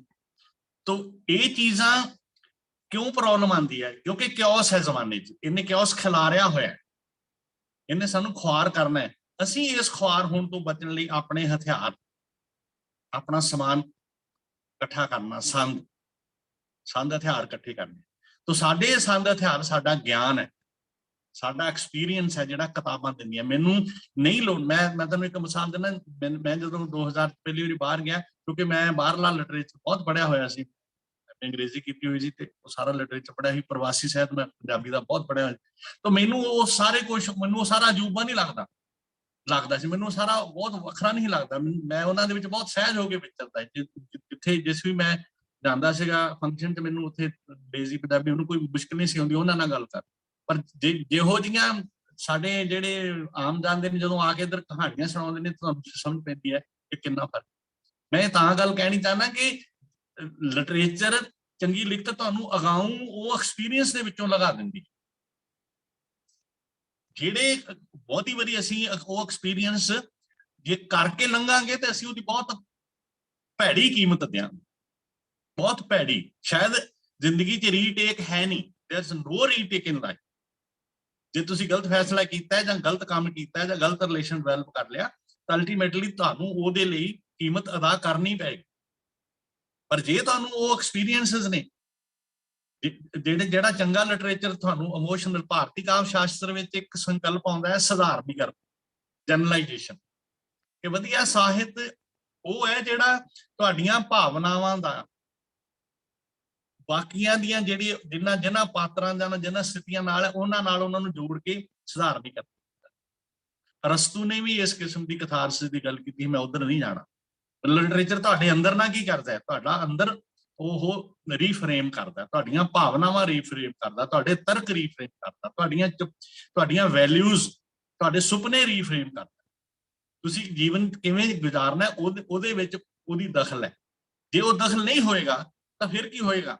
ਜਾਂ ਜਿਹੜੀਆਂ ਸਾਡੀਆਂ ਸਬਜੈਕਟਿਵਿਟੀ ਸਾਡੇ ਪਰਿਵਾਰ ਚੋਂ, ਸਾਡੇ ਸਮਾਜ ਚੋਂ, ਜੇ ਕੁੜੀ ਨੇ ਉਹਦੀਆਂ ਸਬਜੈਕਟਿਵਿਟੀ ਹੋਰ ਨੇ, ਜੇ ਮੁੰਡਾ ਉਹਦੀਆਂ ਹੋਰ ਹੈ, ਜੇ ਗਰੀਬ ਪਰਿਵਾਰ 'ਚ ਜੰਮਿਆ ਹੋਰ ਹੈ, ਜੇ ਅਮੀਰ 'ਚ ਜੰਮਿਆ ਹੋਰ ਹੈ, ਇਹ ਸਾਰੀਆਂ ਸਬਜੈਕਟਿਵਿਟੀ ਜਿਹੜੇ ਸਾਡੇ ਅੰਤਰ ਮਨ 'ਚ ਤੁਰੀਆਂ ਫਿਰਦੀਆਂ ਨੇ ਉਹ ਸਾਨੂੰ ਕਮਾਂਡ ਕਰਦੀਆਂ। ਉਹਦੇ ਨਾਲ ਅਸੀਂ ਦਬਾਅ 'ਚ ਫੈਸਲੇ ਕਰਾਂਗੇ, ਦਬਾਅ 'ਚ ਫੈਸਲੇ ਠੀਕ ਨਹੀਂ ਹੋਣਗੇ। ਜਿੰਨਾ ਤੁਸੀਂ ਆਪਣੇ ਆਪ ਨੂੰ ਰੀਬਿਲਡ ਕਰਦੇ ਜਾਓਗੇ, ਇੱਕ ਦਿਨ ਨਹੀਂ ਹੈ, ਉਹਨਾਂ ਤੁਹਾਡੀ ਪਰਸਨੈਲਿਟੀ ਤੋਂ ਲਿਟਰੇਚਰ ਤੁਹਾਨੂੰ ਬਦਲ ਦਿੰਦਾ ਹੈ। ਲਿਟਰੇਚਰ ਤੁਹਾਨੂੰ ਇਹਨਾਂ ਅੰਗਰੇਜ਼ੀ ਅਸੀਂ ਉਹਨੂੰ ਕਹਿੰਦੇ ਇਨਸਾਈਟ ਦਿੰਦਾ, ਜ਼ਿੰਦਗੀ ਦੀਆਂ ਅੱਡ-ਅੱਡ ਖੇਤਰਾਂ ਦੀਆਂ, ਪਿਆਰ ਦੇ ਮਾਮਲੇ 'ਚ, ਪਰਿਵਾਰ ਦੇ ਮਾਮਲੇ 'ਚ, ਕੈਰੀਅਰ ਦੇ ਮਾਮਲੇ 'ਚ, ਬਹੁਤ ਸਾਰੀਆਂ ਚੀਜ਼ਾਂ 'ਚ ਅਸੀਂ ਬੈਲੈਂਸ ਹੀ ਨਹੀਂ ਬਣਾ ਪਾਉਂਦੇ। ਤੇ ਜਦੋਂ ਸਾਡੇ ਕੋਲ ਸਮਾਂ ਲੰਘ ਜਾਂਦਾ, ਹਰ ਬਜ਼ੁਰਗ ਕਹਿੰਦਾ ਵੀ ਯਾਰ ਮੈਨੂੰ ਤਾਂ ਪਤਾ ਹੀ ਨਹੀਂ ਲੱਗਾ। ਮੈਂ ਮੰਨਦਾ ਕਿ ਜ਼ਿੰਦਗੀ 'ਚ ਅਨਸਰਟਨਟੀ ਹੈਗੀ ਹੈ, ਉਹ ਰਹਿਣੀ ਹੈ। ਫਿਰ ਵੀ ਜੇ ਤੁਹਾਡੇ ਕੋਲ ਇਹ ਖਜ਼ਾਨੇ ਨੇ, ਇਹ ਸਾਡੇ ਖਜ਼ਾਨੇ ਨੇ, ਇਹ ਸਾਡਾ ਸਰਮਾਇਆ ਨੇ, ਤਾਂ ਕੁਦਰਤੀ ਅਸੀਂ ਬਹੁਤ ਕੁਝ ਕਰ ਸਕਦੇ। ਇਹ ਐਕਸਪਲੋਰੇਸ਼ਨਸ ਨੇ, ਇਹ ਸਾਡੀਆਂ ਜ਼ਿੰਦਗੀ ਦੇ ਵਿੱਚ ਲਾਈਆਂ ਹੋਈਆਂ ਟੁੱਬੀਆਂ ਨੇ। ਤਦੇ ਹੀ ਇੱਕ ਹੋਰ ਵੱਡਾ ਲੇਖਕ ਕਹਿੰਦਾ ਕਿ ਵਿਦਆਊਟ ਆਰਟ, ਕਲਾ ਤੋਂ ਬਿਨਾਂ, ਦੀ ਕਰੂਡਨੈਸ of reality wood make the world ਅਨਬੀਅਰੇਬਲ। ਕਿ ਜੇ ਸਾਡੇ ਕੋਲ ਇੰਨੀ ਸੋਹਣੀ ਕਲਾ ਨਾ ਹੋਵੇ ਜਿਵੇਂ, ਤਾਂ ਕਹਿੰਦਾ ਕਿ ਜਿਹੜੀ ਜ਼ਿੰਦਗੀ ਦੀਆਂ ਜਿਹੜੀਆਂ ਤਲਖ ਹਕੀਕਤਾਂ ਨੇ, ਭਿਆਨਕ ਹਕੀਕਤਾਂ ਨੇ, ਉਹ ਸਾਨੂੰ ਜ਼ਿੰਦਗੀ ਨੂੰ ਜਰਨਯੋਗ, ਜਿਉਣਯੋਗ ਨਹੀਂ ਰਹਿਣ ਦੇਵੇ। ਇੱਥੇ ਮੈਂ ਇਕੱਲੇ ਸਾਹਿਤ ਦੀ ਗੱਲ ਨਹੀਂ ਕਰਾਂਗਾ, ਇੱਥੇ ਚੰਗੇ ਮਿਊਜ਼ਿਕ ਦੀ ਗੱਲ ਕਰਾਂਗਾ। ਮੈਂ ਢਮ ਜਾਂ ਢੂੰ ਵਾਲੀ ਗੱਲ ਨਹੀਂ ਕਰਾਂਗਾ, ਉਹ ਤੁਹਾਨੂੰ ਅਸਹਿਜ ਕਰਦੀ ਹੈ, ਵਾਇਲੈਂਸ ਵੱਲ ਲੈ ਕੇ ਜਾਂਦੀ ਹੈ। ਅਸਲ ਮਿਊਜ਼ਿਕ ਜਿਹੜਾ ਤੁਹਾਡੇ ਦਿਲ ਦੇ ਵਿੱਚ, ਜਿਹੜਾ ਤੁਹਾਡੇ ਦਿਮਾਗ ਦੇ ਵਿੱਚ ਗੂੰਜਦਾ ਹੈ। ਤੋ ਲਿਟਰੇਚਰ ਤੁਹਾਨੂੰ ਬਹੁਤ ਸਾਰੀਆਂ ਚੀਜ਼ਾਂ ਨੂੰ ਜਰਨ ਦਾ ਮਤਲਬ ਇਹ ਨਹੀਂ ਹੈ, ਇਹਦਾ ਇੱਕ ਦੂਸਰਾ ਇਹ ਵੀ ਹੈ ਕਿ ਜਿਹੜਾ ਲਿਟਰੇਚਰ ਹੈ ਉਹ ਬੇਇਨਸਾਫੀ ਤੇ ਦਬਾਅ ਖਿਲਾਫ ਡਟਣ ਦਾ ਸੱਦਾ ਦਿੰਦਾ ਹੈ। ਤੁਸੀਂ ਇਹਨਾਂ ਨੂੰ ਝੱਲਣਾ ਕਿਵੇਂ ਹੈ? ਤੇ ਤੁਸੀਂ ਜ਼ਿੰਦਗੀ 'ਚ ਜੇ ਤੁਹਾਡੇ ਨਾਲ ਅਨਿਆਂ, ਇਨਜਸਟਿਸ ਹੁੰਦਾ, ਜੇ ਤੁਹਾਡੇ ਤੇ ਰਿਪਰੈਸ਼ਨ ਹੁੰਦਾ, ਜੇ ਤੁਹਾਡੀ ਮਰਜ਼ੀ ਨਹੀਂ ਮੰਨੀ ਜਾਂਦੀ, ਤਾਂ ਤੁਸੀਂ ਉਹਦੇ ਵਿਰੁੱਧ ਡਟਣਾ। ਮੈਂ ਪਹਿਲਾਂ ਸ਼ੁਰੂ 'ਚ ਗੱਲ ਕੀਤੀ, ਡਟਣ ਲਈ ਤੁਹਾਨੂੰ ਤੁਹਾਡੀ 1.5 ਕੁਇੰਟਲ ਦੀ ਦੇਹ ਨਹੀਂ ਚਾਹੀਦੀ। ਤੁਹਾਡਾ ਸੋਹਣਾ ਹੋਣਾ ਵੀ ਐਕਸਟਰਾਆਰਡੀਨਰੀ, ਤੁਸੀਂ ਕੋਈ ਫਿਲਮਾਂ 'ਚ ਕੰਮ ਨਹੀਂ ਕਰਨਾ। ਤੁਹਾਡੇ 'ਚ ਜਿਗਰਾ ਹੋਣਾ ਚਾਹੀਦਾ, ਵਿਲ ਪਾਵਰ ਹੋਣੀ ਚਾਹੀਦੀ ਹੈ, ਔਰ ਤੁਹਾਨੂੰ ਅੰਦਰੋਂ ਤੁਹਾਡਾ ਮਨ ਕਹਿਣਾ ਚਾਹੀਦਾ ਕਿ ਤੁਹਾਡਾ ਸਟੈਂਡ ਠੀਕ ਹੈ, ਤੁਹਾਡੀ ਵੈਲਿਊ ਠੀਕ ਹੈ। ਤਾਂ ਉਹਦੇ ਲਈ ਉਹੀ ਮੂਵਮੈਂਟ ਹੁੰਦੀਆਂ ਨੇ ਜਦੋਂ ਸਾਡੇ ਬੰਦੇ ਤਿਲਕਦੇ ਨੇ, ਤੇ ਫਿਰ ਸਾਰੀ ਉਮਰ ਪਛਤਾਵਾ ਕਰੀ ਜਾਂਦੇ। ਪਛਤਾਵਿਆਂ ਨਾਲ ਜ਼ਿੰਦਗੀ ਨਹੀਂ ਜੀਵੀ ਜਾਂਦੀ। ਜਿੰਨਾ ਮਰਜ਼ੀ ਰਿਪੈਂਟ ਕਰੀ ਜਾਓ, ਜਿੰਨਾ ਮਰਜ਼ੀ ਕਰੀ ਜਾਓ, ਕਿ ਜਿਹੜਾ ਵਿਕਟਮ ਕਾਰਡ ਹੈ ਅੱਜ ਕੱਲ ਦੇ ਸਾਡੇ ਸਾਰੇ ਬੰਦੇ ਜੇਬਾਂ 'ਚ ਪਾਈ ਫਿਰਦੇ ਆ ਕਿ ਮੇਰੇ ਨਾਲ ਜ਼ਿਆਦਤੀ ਹੋਈ। ਜ਼ਿਆਦਤੀਆਂ ਹੋ ਰਹੀਆਂ ਨੇ, ਮੈਂ ਇਹ ਨਹੀਂ ਕਹਿੰਦਾ ਨਹੀਂ ਹੋ। ਮਸਲਾ ਇਹ ਹੈ ਕਿ ਉਹਨਾਂ ਜ਼ਿਆਦਤੀਆਂ ਵਿਰੁੱਧ ਅਸੀਂ ਜਿਉਂਦੇ ਕਿਵੇਂ ਆ, ਖੜਦੇ ਕਿਵੇਂ ਆ। ਉਹਨਾਂ ਨੂੰ ਸਰ ਕਿਵੇਂ ਕਰਦੇ ਆ, ਉਹਨਾਂ ਤੋਂ ਅੱਗੇ ਕਿਵੇਂ ਲੰਘਦੇ ਆ। ਤਾਂ ਇਹ ਅੱਗੇ ਲੰਘਣ ਦੀ ਜਿਹੜੀ ਤਿਆਰੀ ਹੈ, ਇਹ ਸਾਨੂੰ ਜਿਹੜੀ ਇਮੋਸ਼ਨਲ ਰਿਚਨੈਸ ਹੈ, ਜਿਹੜੀ ਰੈਸ਼ਨਲ ਰਿਚਨੈਸ, ਇਹ ਸਾਨੂੰ ਵਧੀਆ ਸਾਹਿਤ ਦਿੰਦਾ। ਸੱਚ ਜਾਣਿਓ ਬੱਚਿਓ, ਮੈਂ ਜਦੋਂ ਵੀ ਲਿਟਰੇਚਰ ਪੜ੍ਹਿਆ, ਮੇਰਾ ਬੜਾ ਸ਼ੌਕ ਬਣ ਗਿਆ ਜਦੋਂ ਮੈਂ ਪੰਜਾਬੀ ਯੂਨੀਵਰਸਿਟੀ ਆਨਰ ਸਕੂਲ 'ਚ ਆ ਗਿਆ, ਤਾਂ ਮੈਂ ਬੜੀ ਨਿੱਠ ਕੇ ਜਦੋਂ ਪੜ੍ਹਿਆ ਤਾਂ ਉਹਨੇ ਹਰ ਚੀਜ਼ ਲਈ, ਮੈਂ ਨਹੀਂ ਕਹਿੰਦਾ ਕਿ ਮੇਰੇ ਕੋਲ ਫੈਸਲਾ ਕਰਨ ਦੀ ਸਮਰੱਥਾ ਸੀ, ਮੈਂ ਕਹਿੰਦਾ ਕਿ ਮੈਨੂੰ ਉਹਨਾਂ ਚੀਜ਼ਾਂ ਨੂੰ ਸਮਝਣ ਦੀ ਸਮਰੱਥਾ, ਮੈਂ ਫਰੋਲ ਸਕਦਾ ਸੀ ਚੀਜ਼ਾਂ ਨੂੰ, ਉਹ ਸਾਰੇ ਐਕਸਪੀਰੀਅੰਸ ਨਾਲ ਜੋੜ। ਲਿਟਰੇਚਰ ਤੁਹਾਨੂੰ ਜ਼ਿੰਦਗੀ ਨੂੰ ਫਰੋਲਣ ਦੀ, ਸਮਝਣ ਦੀ, ਔਰ ਫਿਰ ਉਹਦੇ ਚੋਂ ਠੀਕ ਚੁਣਨ ਦੀ ਸੋਝੀ ਦਿੰਦਾ ਹੈ। ਔਰ ਇਹ ਸੋਝੀ ਅਲਟੀਮੇਟਲੀ ਤੁਹਾਨੂੰ ਤੁਹਾਡੀ ਜ਼ਿੰਦਗੀ ਤੇ ਸਿਦਕ ਦਿਲੀ ਨਾਲ ਚੱਲਣ ਲਈ, ਤੁਹਾਨੂੰ ਤੁਹਾਡੀ ਜ਼ਿੰਦਗੀ ਦੇ ਰਾਹ ਨੂੰ ਤਕੜੇ ਹੋ ਕੇ ਅੱਗੇ ਚੱਲਣ ਦੀ ਸਮਰੱਥਾ ਦਿੰਦੀ। ਬੰਦੇ ਦੀ ਪਰਸਨੈਲਿਟੀ, ਟੋਟਲ ਹਿਊਮਨ ਬੀਇੰਗ ਦੀ personality is a one integrated personality. ਜਿੰਨੀ ਇਹ ਹਾਰਮੋਨੀਅਸ ਹੋਵੇ, ਓਨਾ ਹੀ ਇਹਦੇ ਰਿਜ਼ਲਟ ਬਹੁਤ ਵਧੀਆ ਨੇ। ਉਹਦੇ ਵਿੱਚ ਤੁਹਾਨੂੰ ਇਹ ਤੁਹਾਡੀ ਮਰਜ਼ੀ ਨਾਲ ਨਹੀਂ ਹੈ ਸਾਰਾ ਕੁਝ, ਤੁਹਾਨੂੰ ਉਹਦੇ ਵਿੱਚ ਦੀ ਲੰਘਣਾ ਹੈਗਾ ਨਾ। ਕ੍ਰਿਸ਼ਨਾ ਸੁਕਤੀ ਦਾ ਬਹੁਤ नहीं, किसी उर्दू शायद, एक आग का दरिया है और डूब के जाना है। ਹੁਣ ਤੁਸੀਂ ਇਸ ਮੈਟਾਫਰ ਨੂੰ ਜੇ ਥੋੜੇ ਜਿਹਾ ਸੈਂਸਿਟਿਵ ਹੋ, ਇਹਨੂੰ ਬਾਅਦ ਸੋਚੋ, ਮੈਂ ਹੁਣ ਇਹਦੀ ਡਿਟੇਲ 'ਚ ਨਹੀਂ ਜਾਵਾਂਗਾ। ਵੀ ਜ਼ਿੰਦਗੀ ਇੱਕ ਅੱਗ ਦਾ ਦਰਿਆ ਵਾ, ਅਸੀਂ ਇਹਦੇ ਵਿੱਚੋਂ ਦੀ ਡੁੱਬ ਕੇ ਲੰਘਣਾ।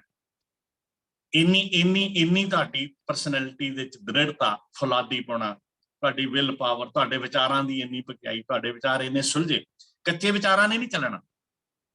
ਕੱਚਾ ਬੰਦਾ ਤਾਂ ਕੋਈ ਇੱਥੇ ਗਿਰ ਗਿਆ, ਕੋਈ ਉੱਥੇ ਗਿਰ ਗਿਆ। ਦੋਸ਼ ਜਿਹਨੂੰ ਮਰਜ਼ੀ ਦੇ ਲਿਓ, ਪੇਰੈਂਟਸ ਨੂੰ ਦੇ ਲਿਓ, ਭਰਾਵਾਂ ਨੂੰ ਦੇ ਲਿਓ, ਮਾਵਾਂ ਨੂੰ ਦੇ ਲਿਓ, ਟੀਚਰ ਨੂੰ ਦੇ ਲਿਓ, ਪੋਲੀਟੀਸ਼ੀਅਨ ਨੂੰ। ਦੋਸ਼ ਨਾਲ ਤੁਹਾਡਾ ਕੁਛ ਵੀ ਹੋਣ ਵਾਲਾ ਨਹੀਂ। ਦੋਸ਼ ਨਾਲ ਤੁਹਾਡੀ ਵਿਲ ਪਾਵਰ ਹੋਰ ਕਮਜ਼ੋਰ ਹੈ। ਦੋਸ਼ ਨਾ ਦਿਓ, ਸਟੈਂਡ ਕਰੋ ਇਹਦੇ ਲਈ। ਤੋ ਲਿਟਰੇਚਰ ਤੁਹਾਡੇ ਅੰਦਰੋਂ, ਜਿਹੜੀ ਲਾਸਟ ਗੱਲ ਮੈਂ ਕਹਿਣੀ ਚਾਹੁੰਦਾ, ਲਿਟਰੇਚਰ ਸਾਡੇ ਅੰਦਰੋਂ ਬਹੁਤ ਸਾਰੀ ਮੈਲ ਧੋਂਦਾ ਹੈ। ਤੇ ਸਭ ਤੋਂ ਪਹਿਲਾਂ ਅਰਿਸਟੋਟਲ ਨੇ ਇਹ ਗੱਲ ਕਹੀ ਕਿ ਜਿਹੜਾ ਵਧੀਆ ਲਿਟਰੇਚਰ ਹੈ, ਜਦੋਂ ਅਸੀਂ ਕੋਈ ਦਿਖਾਂਤ ਨਾਟਕ ਦੇਖਦੇ ਹਾਂ, ਜਾਂ ਦਿਖਾਂਤ ਫਿਲਮ ਦੇਖਦੇ ਹਾਂ, ਜਾਂ ਦਿਖਾਂਤ ਨਾਵਲ ਪੜ੍ਹਦੇ ਹਾਂ, ਜਾਂ ਦਿਖਾਂਤ ਕਵਿਤਾ, ਤਾਂ ਸਾਡੀਆਂ ਅੱਖਾਂ ਭਰ ਆਉਂਦੀਆਂ। ਸਾਨੂੰ ਤਾਂ ਕੁਛ ਨਹੀਂ ਹੋਇਆ, ਪਰ ਅਸੀਂ ਉਸ ਅੱਖਾਂ ਕਦੋਂ ਭਰਦੀਆਂ ਨੇ? ਜਦੋਂ ਚੰਗੇ ਬੰਦੇ ਨਾਲ ਮਾੜਾ ਵਾਪਰਦਾ। ਜਦੋਂ ਮਾੜੇ ਬੰਦੇ ਨਾਲ ਮਾੜਾ ਵਾਪਰਦਾ ਤਾਂ ਨਹੀਂ ਭਰਦੀਆਂ। ਫਿਰ ਅਸੀਂ ਕਹਿੰਦੇ ਆ ਇਹ ਨਿਆਂ ਹੋਇਆ। ਉਹਨੂੰ ਅਸੀਂ ਲਿਟਰੇਚਰ 'ਚ ਕਹਿੰਦੇ ਆ ਪੋਇਟਿਕ ਜਸਟਿਸ। ਮਾੜਾ ਕੀਤਾ ਸੀ, ਮਾੜਾ ਹੋਇਆ। ਜਦੋਂ ਚੰਗੇ ਬੰਦੇ ਨਾਲ ਮਾੜਾ ਹੋਇਆ ਤਾਂ ਉਹ ਸਾਡਾ ਗੱਚ, ਸਾਡੀਆਂ ਅੱਖਾਂ ਭਰ, ਸਾਡਾ ਗਲਾ ਭਰ। ਉਹ ਕੀ ਹੈ? ਉਹ ਇਮੋਸ਼ਨਲ ਰਿਚਨੈਸ। ਮੈਂ ਤੁਹਾਨੂੰ ਪਹਿਲਾਂ ਹੀ ਕਿਹਾ ਸੀ ਕਿ ਬੰਦੇ ਦੀ ਪਰਸਨੈਲਿਟੀ ਦਾ ਇੱਕ ਪਾਰਟ ਉਸ ਦਾ ਇਮੋਸ਼ਨਲ ਸੈਲਫ ਵੀ ਹੈ। ਸਾਡੇ ਰਿਸ਼ਤੇ ਨਹੀਂ ਚੱਲਦੇ ਬਿਨਾਂ ਇਮੋਸ਼ਨਲ ਹੋਣ। ਜੇ ਪੈਸਿਆਂ ਦੇ ਹਿਸਾਬ ਕਿਤਾਬ, ਪਾਸ਼ਿਕ ਤਾਂ ਕਹਿੰਦਾ ਜ਼ਿੰਦਗੀ ਨੇ ਜਿਨ੍ਹਾਂ ਨੂੰ ਬਾਣੀਏ ਬਣਾ ਦਿੱਤਾ। ਇਹ ਜਿਹੜਾ ਬਾਣੀਆ ਨਾ, ਜਿਹੜਾ 2 ਜਮਾ 2 4 ਵਾਲਾ ਹਿਸਾਬ ਹੈ, 2 - 2 0, ਇਹ ਰਿਸ਼ਤੇ ਨਹੀਂ ਚੱਲਦੇ, ਜ਼ਿੰਦਗੀ ਨਹੀਂ ਚੱਲਦੀ। ਜ਼ਿੰਦਗੀ 'ਚ ਇਹ ਪਾਰਟ ਹੈਗਾ, this is one part, but this is not life. ਮਨੁੱਖ ਹੋਣਾ, ਰਿਸ਼ਤੇ ਨਿਭਾਉਣਾ।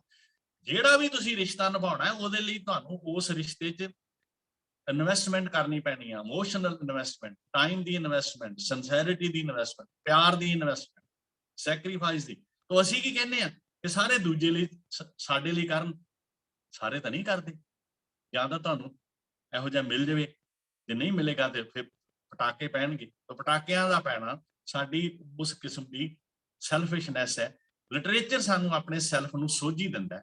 ਸਾਨੂੰ ਇਹ ਵੀ ਦਿੰਦਾ ਕਿ ਜੇ ਮੇਰੀਆਂ ਲੋੜਾਂ ਨੇ, ਮੇਰੇ ਨਾਲ ਦੇ ਦੀਆਂ ਲੋੜਾਂ, ਜੇ ਮੇਰੀਆਂ ਲੋੜਾਂ, ਜਿਸ ਮਾਂ ਬਾਪ ਨੇ ਮੈਨੂੰ ਪਾਲਿਆ, ਰੀਝਾਂ ਨਾਲ ਪਾਲਿਆ, ਔਖੇ ਹੋ ਕੇ ਪਾਲਿਆ, ਉਹਦੀਆਂ ਵੀ ਕੁਛ ਭਾਵਨਾਵਾਂ। ਤੋ ਇਹ ਭਾਵਨਾਵਾਂ ਦਾ ਸੰਸਾਰ ਹੈ, ਕੱਲਾ ਭਾਵਨਾਵਾਂ ਦਾ ਨਹੀਂ। ਇਹ ਭਾਵਨਾਵਾਂ ਦੇ ਪਿੱਛੇ ਵੀ ਤਰਕ ਹੈ, ਫਜ਼ੂਲ ਨਹੀਂ। ਇਹ ਨਹੀਂ ਹੁੰਦਾ ਕਿ ਹਰ ਗੱਲ ਜੋ ਮਾਂ ਬਾਪ ਕਹਿੰਦੇ ਸੀ ਸੁਣ ਕੇ ਮੰਨ ਲੈਣੀ। ਜੇ ਮੰਨਾਂਗੇ ਤਾਂ ਪਤਾ ਨਹੀਂ ਅਸੀਂ ਕੁਛ ਵੀ ਨਹੀਂ ਬਣ ਸਕਾਂਗੇ। ਤਾਂ ਮੈਂ ਜਿਹੜੀ ਤੁਹਾਨੂੰ ਲਾਸਟ ਗੱਲ ਕਹਿਣੀ ਚਾਹੁੰਦਾ ਕਿ ਸਭ ਤੋਂ ਖੂਬਸੂਰਤ ਗੱਲ ਇਹ ਹੈਗੀ ਕਿ ਲਿਟਰੇਚਰ ਤੁਹਾਡੇ ਅੰਦਰ ਜੋ ਸਮਾਜ ਵੱਲੋਂ ਜਾਂ ਚੁਗਿਰਦੇ ਨੇ ਗੰਦ ਭਰਿਆ ਹੁੰਦਾ, ਮਾੜੀਆਂ ਭਾਵਨਾਵਾਂ ਭਰੀਆਂ, ਤੁਹਾਡੀਆਂ ਬੈਡ ਫੀਲਿੰਗ ਭਰੀਆਂ ਹੁੰਦੀਆਂ ਨੇ ਸਾਡੇ ਐਕਸਪੀਰੀਅੰਸ ਵਿੱਚ। ਮੈਂ ਇਹ ਬਿਲਕੁਲ ਹੀ ਨਹੀਂ ਕਹਿੰਦਾ ਕਿ ਹੁੰਦੀਆਂ ਨਹੀਂ। ਜਦੋਂ ਤੁਹਾਨੂੰ ਮਾੜੇ ਐਕਸਪੀਰੀਅੰਸ ਹੋਣਗੇ ਤੁਹਾਡੇ ਅੰਦਰ ਉਹ ਮਾੜੀਆਂ ਪਰ ਉਹ ਮਾੜੀਆਂ ਚੀਜ਼ਾਂ ਤੁਹਾਡੇ ਤੇ ਭਾਰੂ ਨਾ ਹੋਣ, ਉਹ ਮਾੜੀਆਂ ਚੀਜ਼ਾਂ ਤੁਹਾਡਾ ਵੀ ਰੰਗ ਨਾ, ਤੁਹਾਡਾ ਖੂਬਸੂਰਤ ਜਿਹੜਾ ਦਿਲ ਹੈ, ਜਿਹੜਾ ਖੂਬਸੂਰਤ ਮਨ ਹੈ, ਉਹਨੂੰ ਵੀ ਉਹ ਗ੍ਰਹਿਣ ਨਾ ਲਾ ਦੇਣ, ਉਹਨੂੰ ਵੀ ਉਹ ਆਪਣੀ ਕਾਲਖ ਨਾ ਪੋਤ ਦੇਣ ਉਹਦੇ ਤੇ। ਉਹ ਕਾਲਖ ਨਾ ਪੋਤੇ ਜਾਣ ਲਈ ਤੁਹਾਡਾ ਮਨ ਤਿਆਰ ਹੋਣਾ ਚਾਹੀਦਾ। ਮੈਂ ਤੁਹਾਨੂੰ ਪਹਿਲਾਂ ਕਿਹਾ ਕਿ ਅੱਜ ਦਾ ਬੰਦਾ ਇੰਨੀ ਨੈਗੇਟਿਵ ਸੋਚਦਾ, ਇੰਨਾ ਨੈਗੇਟਿਵ ਕਾਰਜ ਕਰਦਾ, ਕਿਸੇ ਤੀਸਰੇ ਦਾ ਕੁਝ ਚੰਗਾ ਹੋ ਜਾਏ ਦੁੱਖ ਉਹਨੂੰ ਹੁੰਦਾ, ਕਿਸੇ ਤੀਸਰੇ ਦਾ ਨੁਕਸਾਨ ਹੋ ਜਾਏ ਖੁਸ਼ੀ ਉਹਨੂੰ ਮਿਲਦੀ। ਇਹ ਨੈਗੇਟਿਵ ਫੀਲਿੰਗਸ ਇਹ ਤੁਹਾਡਾ ਕੁਝ ਨਹੀਂ ਸਵਾਰਦੀਆਂ, ਤੁਹਾਡੇ ਅੰਦਰ ਜ਼ਹਿਰ ਪੈਦਾ ਕਰਦੀਆਂ, ਤੁਹਾਡੇ ਅੰਦਰ ਫਰਸਟ੍ਰੇਸ਼ਨ ਪੈਦਾ ਕਰਦੀਆਂ ਨੇ। ਤੁਹਾਨੂੰ ਉਹ ਕੁਝ ਹੀ ਮਿਲਣਾ ਜੋ ਕੁਝ ਤੁਸੀਂ ਆਪ ਖੁਦ ਕਰ ਪਾਓਗੇ, ਕ੍ਰੀਏਟ ਕਰੋਗੇ। ਔਰ ਕ੍ਰੀਏਟ ਕੰਮ ਕਰਨਾ ਹੀ ਆਪਣੇ ਆਪ ਵਿੱਚ ਸਭ ਤੋਂ ਵੱਡੀ ਖੁਸ਼ੀ ਤੇ ਸਭ ਤੋਂ ਵੱਡੀ ਤਸੱਲੀ। ਕੰਮ ਤੋਂ ਕੋਈ ਵੱਡੀ ਤਸੱਲੀ ਨਹੀਂ ਹੈ। ਦੂਸਰੇ ਲਈ ਕੰਮ ਕਰਨ ਦੀ ਉਸ ਤੋਂ ਵੀ ਵੱਧ ਤਸੱਲੀ ਹੈ, ਦੂਸਰੇ ਨਾਲ ਨਿਭਣ ਦੀ ਉਸ ਤੋਂ ਵੀ ਵੱਧ ਤਸੱਲੀ, ਗਿਆਨ ਪ੍ਰਾਪਤ ਕਰਨਾ ਉਸ ਤੋਂ ਵੀ ਵੱਧ ਤਸੱਲੀ। ਇਹ ਤਸੱਲੀ ਵਾਲੀਆਂ ਚੀਜ਼ਾਂ ਇਹ ਸਾਡੇ ਸਮਾਜ ਵਿੱਚ ਰੇਅਰ ਨੇ ਬੱਚਿਓ, ਬਹੁਤ ਰੇਅਰ ਨੇ। ਇਸੇ ਲਈ ਅਸੀਂ ਸਾਰੇ ਰੋਈ ਜਾਂਦੇ ਹਾਂ, ਸਾਰੇ ਇੱਕ ਦੂਜੇ ਨੂੰ ਗਾਲਾਂ ਕੱਢੀ ਜਾਂਦੇ ਹਾਂ, ਸਾਰੇ ਇੱਕ ਦੂਜੇ ਨੂੰ ਮਾੜਾ ਕਹੀ ਜਾਂਦੇ ਹਾਂ, ਸਾਰੇ ਇੱਕ ਦੂਜੇ ਤੋਂ ਤੰਗ ਆਏ ਪਤੀ ਪਤਨੀ ਤੋਂ। ਤੁਸੀਂ ਸੋਸ਼ਲ ਮੀਡੀਆ ਤੇ ਚਲ ਜਾਓ, ਮੈਂ ਤਾਂ ਬਹੁਤ ਘੱਟ ਜਾਂਦਾ, ਹਰ ਪਤਨੀ ਪਤੀ ਬਾਰੇ ਮਾੜੇ ਤੋਂ ਮਾੜੇ ਟੋਟੇ ਆ ਪਤੀ। ਔਰ ਮੈਂ ਸਮਝਦਾ ਕਿ ਇਹ ਬਹੁਤ ਵਧੀਆ ਯੋਗਾ ਜੀ ਅਸੀਂ ਜੀ ਰਹੇ, ਪਰ ਇਹਦੇ ਬਾਵਜੂਦ ਅਸੀਂ ਨੈਗੇਟਿਵ ਇੰਨੀਆਂ ਚੀਜ਼ਾਂ ਆਪਣੇ ਦਿਮਾਗਾਂ 'ਚ ਇਕੱਠੀਆਂ ਕਰ ਲਈਆਂ, ਇੰਨੇ ਡਰ ਪੈਦਾ ਕਰ ਲਏ ਕਿ ਅਸੀਂ ਜੀਣਾ ਹੀ ਭੁੱਲ ਗਏ। ਤਾਂ ਲਿਟਰੇਚਰ ਸਾਨੂੰ ਹੱਸਣਾ ਸਿਖਾਉਂਦਾ ਹੈ, ਲਿਟਰੇਚਰ ਸਾਨੂੰ ਰੋਣਾ ਸਿਖਾਉਂਦਾ ਹੈ, ਲਿਟਰੇਚਰ ਸਾਨੂੰ ਰਿਸ਼ਤੇ ਬਣਾਉਣਾ ਸਿਖਾਉਂਦਾ ਹੈ, ਉਹਨਾਂ ਦੀ ਨਜ਼ਾਕਤ ਸਿਖਾਉਂਦਾ ਹੈ।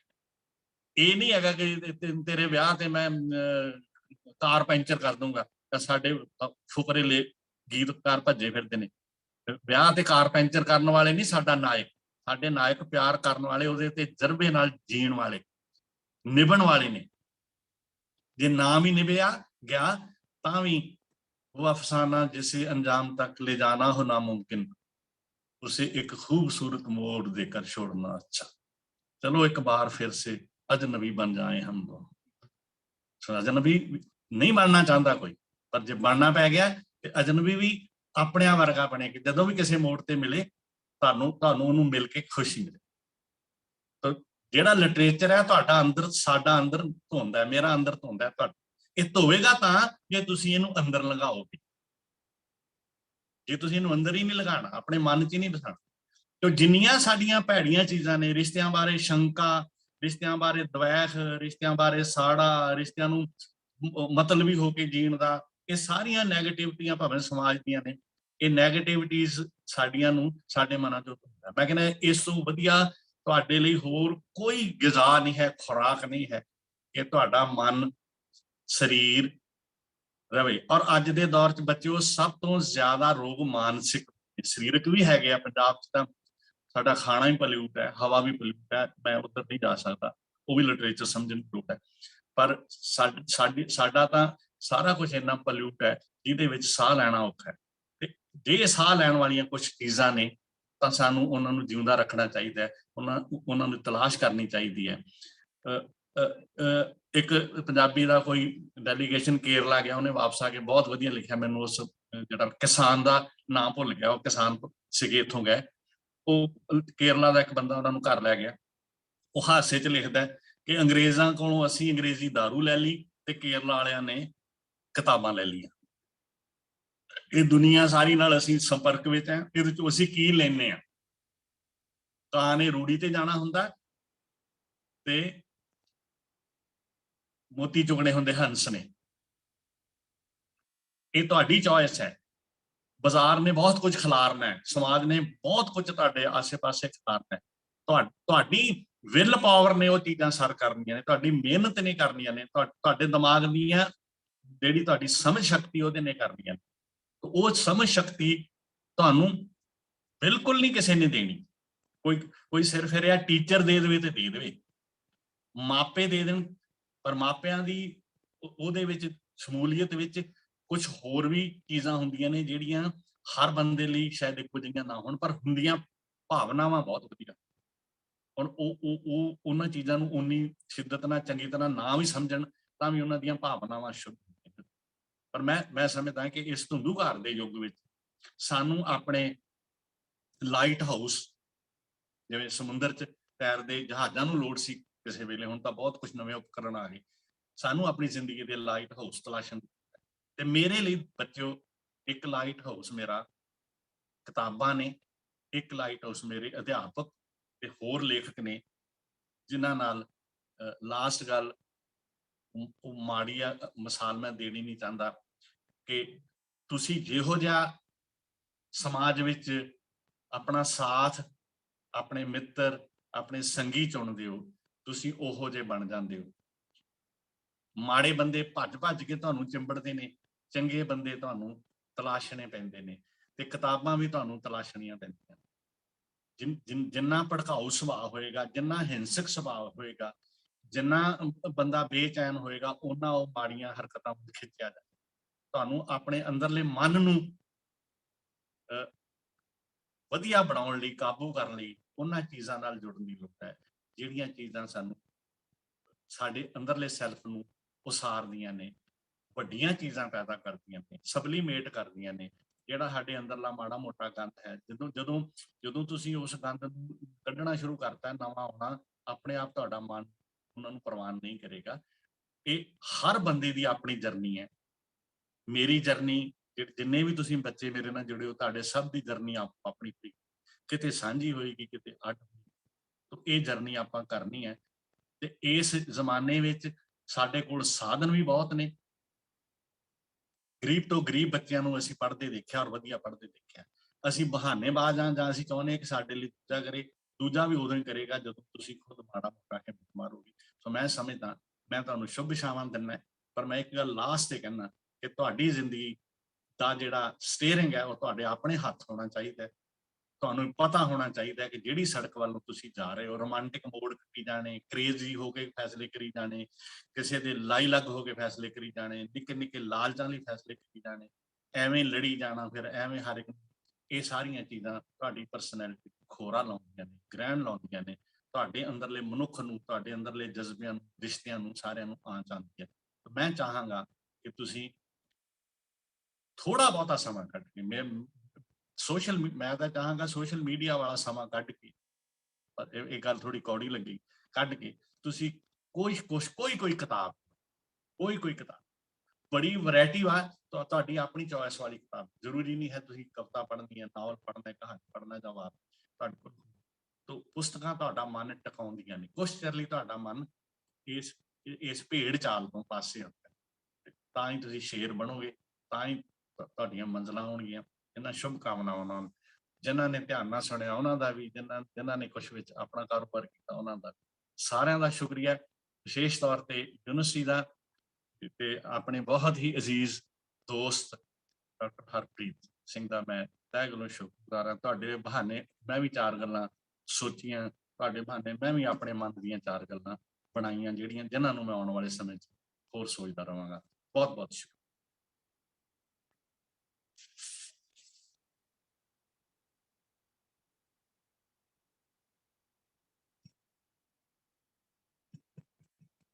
ਅੱਛਾ, ਹੈਲੋ, ਇੱਕ ਗੱਲ ਮੈਨੂੰ ਕਿਹਾ ਗਿਆ ਸੀ, ਕੋਈ ਵੀ ਬੱਚਾ ਜਿਹੜਾ ਵੀ ਸਵਾਲ ਉਹਦੇ ਮਨ 'ਚ ਆਵੇ, ਮੇਰੇ ਭਾਸ਼ਣ ਨਾਲ ਤਲਕ ਰੱਖਦਾ ਹੋਵੇ ਤਾਂ ਵੀ, ਮੇਰੇ ਭਾਸ਼ਣ ਤੋਂ ਬਾਹਰ ਤਲਕ ਰੱਖਦਾ ਹੋਵੇ ਤਾਂ ਵੀ, ਮੇਰਾ ਇਹ ਬਹੁਤ ਵਿਸ਼ਵਾਸ ਹੈ, ਮੈਂ ਇਸ ਗੱਲ ਦਾ ਬਹੁਤ ਪੱਕਾ ਮਦਈ ਹੈ ਕਿ ਬਹੁਤ ਸਾਰੀਆਂ ਸਾਡੀਆਂ ਜਿਹੜੀਆਂ ਗੱਲਾਂ ਨੇ, ਮੈਨੂੰ ਵੀ ਆਪਣੇ ਆਪ ਤਾਂ ਸਮਝ ਪੈਂਦੀਆਂ ਨੇ ਜਦੋਂ ਅਸੀਂ ਇਹਨੂੰ ਆਪਸੀ ਵਿਚਾਰ ਵਟਾਂਦਰੇ ਵਿੱਚ ਲੈ ਕੇ ਆਉਂਦੇ। ਮੈਂ ਡਿਸਕਸ਼ਨ ਨਹੀਂ ਕਹਿੰਦਾ ਹੁੰਦਾ, ਵਿਚਾਰ ਵਟਾਂਦਰਾ, ਸੰਵਾਦ,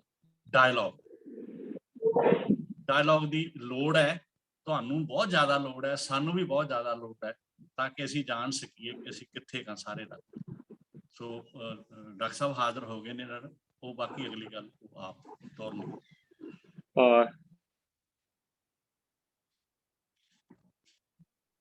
ਧੰਨਵਾਦ ਡਾਕਟਰ ਜਸਵਿੰਦਰ ਸਿੰਘ ਜੀ, ਬੜੇ ਮੁੱਲਵਾਨ ਦੇ ਵਿਚਾਰ ਸੀ। ਉਸ ਕੇ ਗੱਲ ਸਾਰੀ ਮਨ ਤੋਂ ਹੀ ਸ਼ੁਰੂ ਹੁੰਦੀ ਆ, ਤੇ ਇਸ ਵੇਲੇ ਇੱਕ ਬੜੀ ਥਿਊਰੀ ਦੇ ਉੱਤੇ ਕੰਮ ਹੋ ਰਿਹਾ, ਮਾਈਂਡਫੁਲਨੈਸ ਦੀ ਥਿਊਰੀ, ਜਿਹਦੇ ਵਿੱਚ ਇਹੋ ਹੀ ਆ ਕਿ ਤੁਸੀਂ ਮਨ ਨੂੰ ਕਿਸ ਤਰੀਕੇ ਨਾਲ ਇਕਾਗਰ ਕਰਕੇ, ਕਿਸ ਤਰੀਕੇ ਨਾਲ ਟਿਕਾਵੇਪਨ ਦੇ ਵਿੱਚ ਲਿਆ ਕੇ। ਉਹ ਤੇ ਇਹ ਵੀ ਕਹਿੰਦੇ ਆ ਕਿ ਟੀਵੀ ਬੰਦ ਕਰ ਲਓ ਜਦੋਂ ਤੁਸੀਂ ਰੋਟੀ ਦੀਆਂ ਬੁਰਕੀਆਂ ਚੱਪਣੀਆਂ ਵੇਖਿਓ, ਉਹਨਾਂ ਦਾ ਆਨੰਦ ਜਿਹੜਾ ਦੁੱਗਣਾ ਚੌਗਣਾ ਹੋ। ਇਸ ਕਰਕੇ ਸੱਚੀ ਗੱਲ ਹੈ ਤੁਹਾਡੀ ਕਿ ਮਨ ਤੋਂ ਹੀ ਸਾਰੀ ਗੱਲ ਸ਼ੁਰੂ ਹੁੰਦੀ ਆ ਤੇ ਮਨ ਦਾ ਟਿਕਾਊ ਜਿਹੜਾ ਹੈ ਉਹ ਤੁਹਾਨੂੰ ਸਾਹਿਤ ਦੇ ਰਾਹੀਂ, ਸਾਹਿਤ ਦੇ ਵਿਭਿੰਨ ਰੂਪਾਂ ਰਾਹੀਂ ਉਹ ਅਲੱਗ-ਅਲੱਗ ਜਿਹੜੇ ਸਵਾਦ ਦਿੰਦਾ ਹੈ, ਚੇਤਨਤਾ ਦਿੰਦਾ ਹੈ, ਤੁਹਾਨੂੰ ਸੁਚੇਤ ਕਰਦਾ ਹੈ, ਜਾਗਰੂਕ ਕਰਦਾ ਹੈ। ਤੇ ਸਾਡੇ ਵਿਦਿਆਰਥੀ ਤੇ ਸਾਡੇ ਅਧਿਆਪਕ ਜੁੜੇ ਹੋਏ ਸਨ ਤੁਹਾਡੇ ਨਾਲ, ਤੇ ਮੈਂ ਹੁਣ ਬੇਨਤੀ ਵੀ ਕਰੂੰਗਾ ਕਿ ਕੋਈ ਸਵਾਲ, ਕੋਈ ਵਿਚਾਰ ਜਿਹੜਾ, ਕਿਉਂਕਿ ਤੁਸੀਂ ਸੰਵਾਦ ਦੀ ਸ਼ਕਤੀ ਦੀ ਹੁਣੇ ਗੱਲ ਕੀਤੀ ਕਿ ਡਾਇਲਾਗ ਜ਼ਰੂਰ ਚੱਲਦਾ ਰਹਿਣਾ ਚਾਹੀਦਾ, ਕਿਉਂਕਿ ਉਹੀ ਜ਼ਿੰਦਗੀ। ਜੇ ਡਾਇਲਾਗ ਖਤਮ ਹੋ ਗਿਆ, ਮੈਂ ਸੁਣਾਵਾਂ ਬਾਤ ਭਰੇ ਹੁੰਗਾਰਾ, ਤੇ ਜੇ ਹੁੰਗਾਰਾ ਹੋਣਾ ਬੰਦ ਹੋ गया तो फिर मुझे लगता है कि बात भी टुट जाती है। इस करके मैं सभी जो हमारे श्रोता थे उनको निवेदन करूंगा that you all may participate in this interaction just to deliver your dialogue with Dr. Jaswinder Singh. I invite all our participants to interact with Dr. Jaswinder Singh for any query, for any answer, please.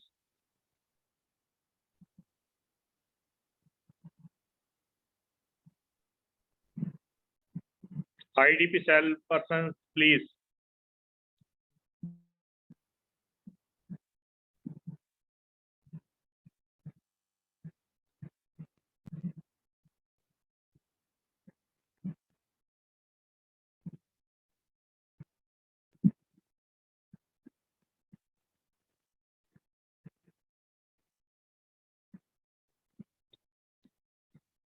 हमारे कोई भी दोस्त, हमारे colleague, कोई सवाल। देखिए, मैं सदा कहता हूं कि जिंदगी तभी आगे बढ़ती है जब हम कोई सवाल करते हैं। जिंदगी खराब ही इसलिए हो रही है, हमारी राजनीति खत्म हो रही है क्योंकि हम सवाल नहीं करते। So please make any question or do any interaction with doctor Jaswinder Singh.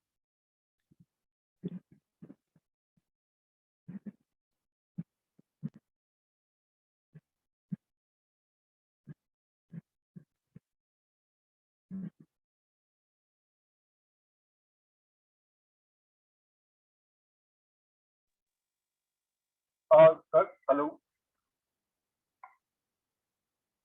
Hello. Am I audible, sir? Am I audible, sir?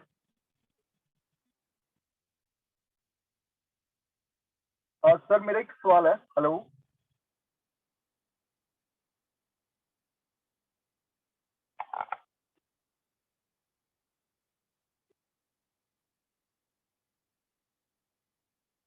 ਜਿਵੇਂ ਆਪਾਂ ਗੱਲ ਕੀਤੀ ਆ ਸੁਪਰ ਈਗੋ ਤੇ ਇਡ ਦੀ, ਜਿਵੇਂ ਸਰ ਨੇ ਦੱਸਿਆ ਕਿ ਵੀ 3 ਕੰਪੋਨੈਂਟ ਹੈਗੇ ਆ।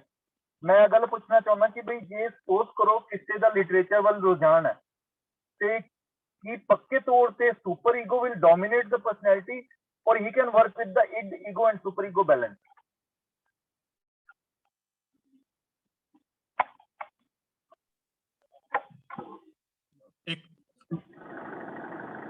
हेलो, हाँ जी, ये ਤੁਹਾਡੀ ਗੱਲ बहुत बेसिक है तो और बड़ी इंपॉर्टेंट है।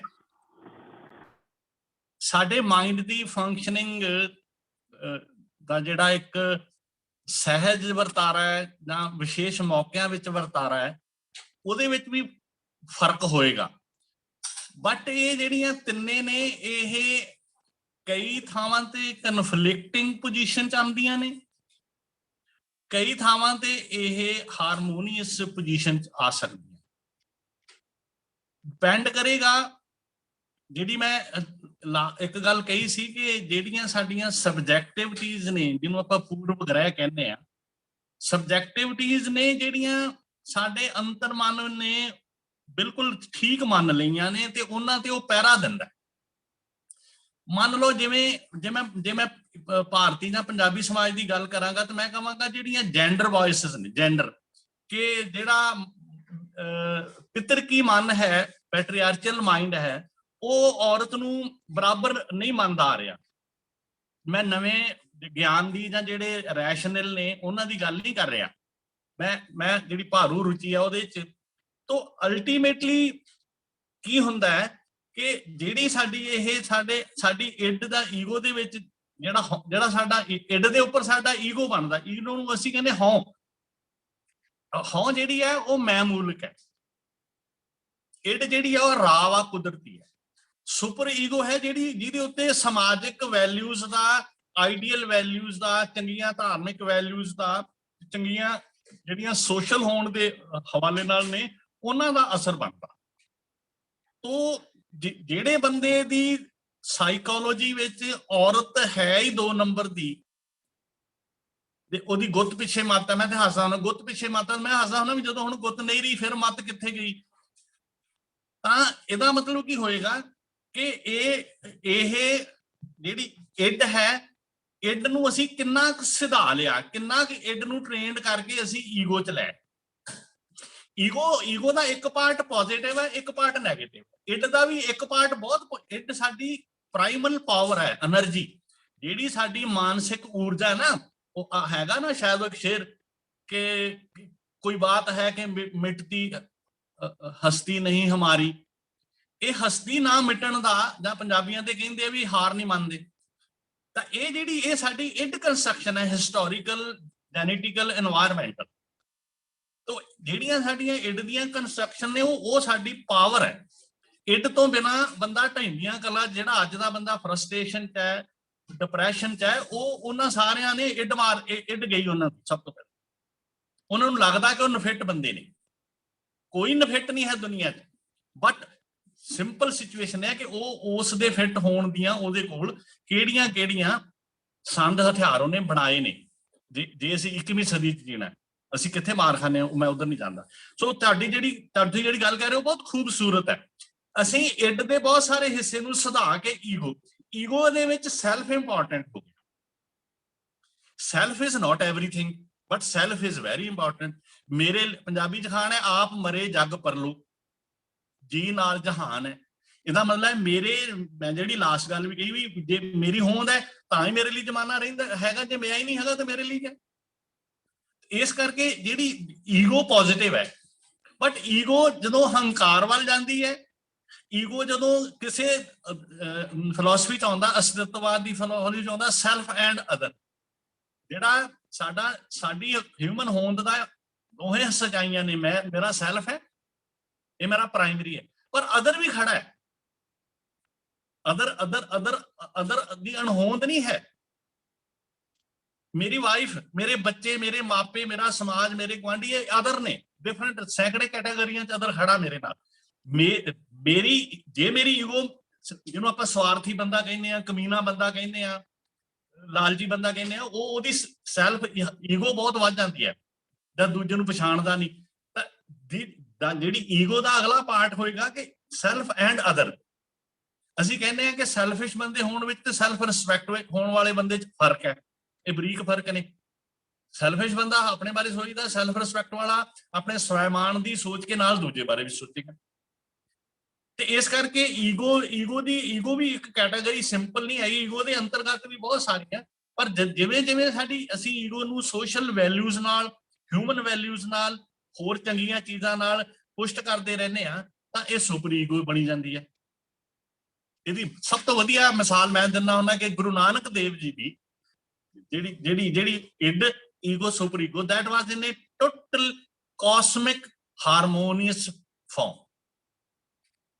ਕੁਦਰਤ ਉਹਨਾਂ ਨੂੰ ਦੁਸ਼ਮਣ ਨਹੀਂ ਲੱਗਦੀ। ਕੁਦਰਤ ਜਿਹੜੀ ਹੈ ਉਹ ਡਿਸਟਰਕਟਿਵ ਵੀ ਹੈ ਤੇ ਕੰਸਟਰਕਟਿਵ ਵੀ ਹੈ। ਅੱਗ ਕੰਸਟਰਕਟਿਵ ਵੀ ਹੈ, ਡਿਸਟਰਕਟਿਵ ਵੀ ਹੈ।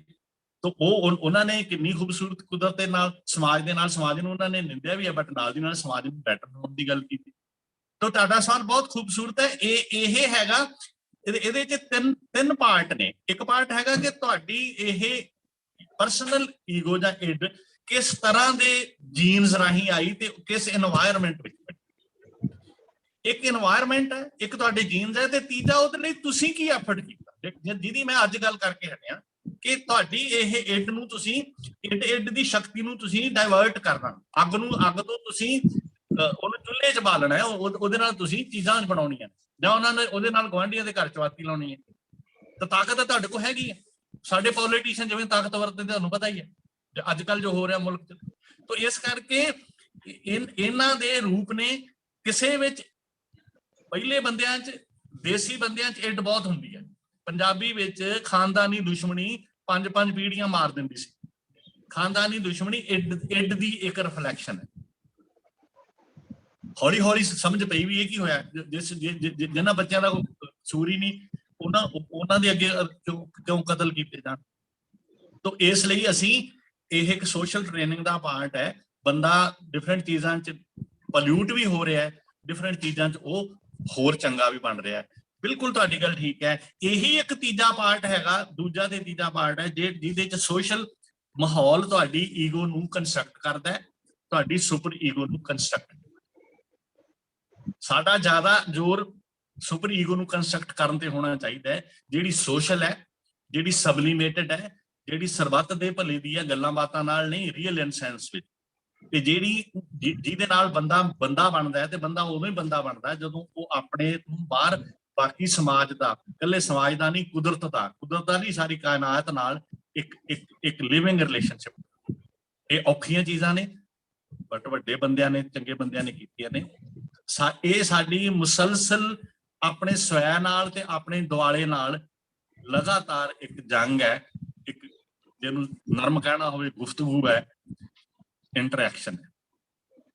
ਇਹਦੇ ਵਿੱਚੋਂ ਹੀ ਸਾਡੀ ਪਰਸਨੈਲਿਟੀ ਬਣਦੀ ਹੈ, ਤੇ ਸਾਡੇ ਕੁੱਲ ਜੋੜ ਵਿੱਚੋਂ ਸਾਡੀ ਇੱਕ ਭਾਈਚਾਰੇ ਦੀ, ਇੱਕ ਸੱਭਿਆਚਾਰ ਦੀ ਸ਼ਨਾਖਤ ਬਣਦੀ ਹੈ। ਜਦੋਂ ਆਪਾਂ ਪੰਜਾਬੀਆਂ ਦੀਆਂ ਕੁਝ ਚੰਗੀਆਂ ਜਾਂ ਮਾੜੀਆਂ ਚੀਜ਼ਾਂ ਗਿਣਦੇ ਆ, ਉਹੀ ਨੇ ਜਿਹੜੀਆਂ ਸਾਂਝੀਆਂ ਅਲਾਮਤਾਂ ਬਣੀਆਂ। ਜਿਹੜੀ ਸਿਵਲਾਈਜੇਸ਼ਨਲ ਜਰਨੀ ਹੈ, ਉਹ ਅਲਟੀਮੇਟਲੀ ਰਾਹ ਤੋਂ, ਬਿਲਕੁਲ ਕੁਦਰਤੀ ਬੰਦੇ ਤੋਂ ਇੱਕ ਸਿਵਲਾਈਜ਼ਡ ਮਨੁੱਖ ਬਣਾਉਣ ਵੱਲ ਹੈ। ਉਹਦੀ ਇੱਡ ਨੂੰ ਬਰਕਰਾਰ ਰੱਖ ਕੇ ਈਗੋ ਵਿੱਚ, ਤੇ ਈਗੋ ਨੂੰ ਵੀ ਬਰਕਰਾਰ, ਪੋਜ਼ਿਟਿਵ ਪਾਰਟ ਨੂੰ ਬਰਕਰਾਰ ਰੱਖ ਕੇ ਨੈਗੇਟਿਵ ਲਾਈ ਜਾਣੇ ਆ, ਸੁਪਰ ਈਗੋ ਚ ਕਨਵਰਟ ਕਰਨ ਦੀ। ਕਿੰਨੀ ਕੁ ਕਰ ਚੁੱਕੇ ਆ, ਕਿੰਨੀ ਕੁ ਡਿਫਾਰਮ ਕੀਤੀ ਹੈ, ਕਿੰਨੇ ਕੁ ਭੁਲੇਖੇ ਪਏ ਨੇ, ਆਪਾਂ ਇਹਦੇ ਤੇ ਸਾਨੂੰ ਸੋਚਦੇ ਰਹਿਣਾ ਚਾਹੀਦਾ ਹੈ। ਅਸੀਂ ਫਲਸਫੇ ਚ ਕਹਿੰਦੇ ਆ ਕਿ ਇਹ ਆਈਡੀਅਲ ਬੀਇੰਗ ਕੋਈ ਨਹੀਂ ਹੁੰਦਾ, ਅਸੀਂ ਕਲਪਦੇ ਹਾਂ। ਅਸੈਂਸ਼ੀਅਲ ਬੀਇੰਗ ਹੁੰਦਾ, ਅਸੈਂਸ਼ੀਅਲ, ਲਾਜ਼ਮੀ, ਜਿਹੜਾ ਧੜਕਦਾ ਮਨੁੱਖ ਹੈ, ਜੀਂਦਾ ਜਾਗਦਾ ਮਨੁੱਖ ਹੈ। ਉਸ ਸੈਂਸ ਵਿੱਚ ਤੇ ਸਾਡੀ ਇੰਡੀਵਿਜੂਅਲ ਜਰਨੀ ਹੈ ਤੇ ਸਾਡੀ ਕੋਲੈਕਟਿਵ journey.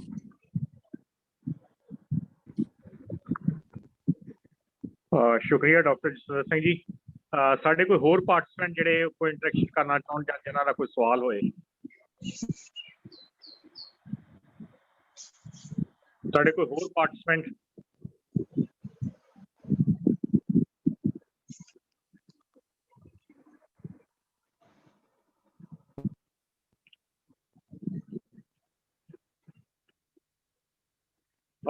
IDP cell doctor Jaswinder Singh ਹੋਰਾਂ ਦੀ ਵੀਡੀਓ ਦੇਖਿਓ, ਨਹੀਂ ਆ ਰਹੀ।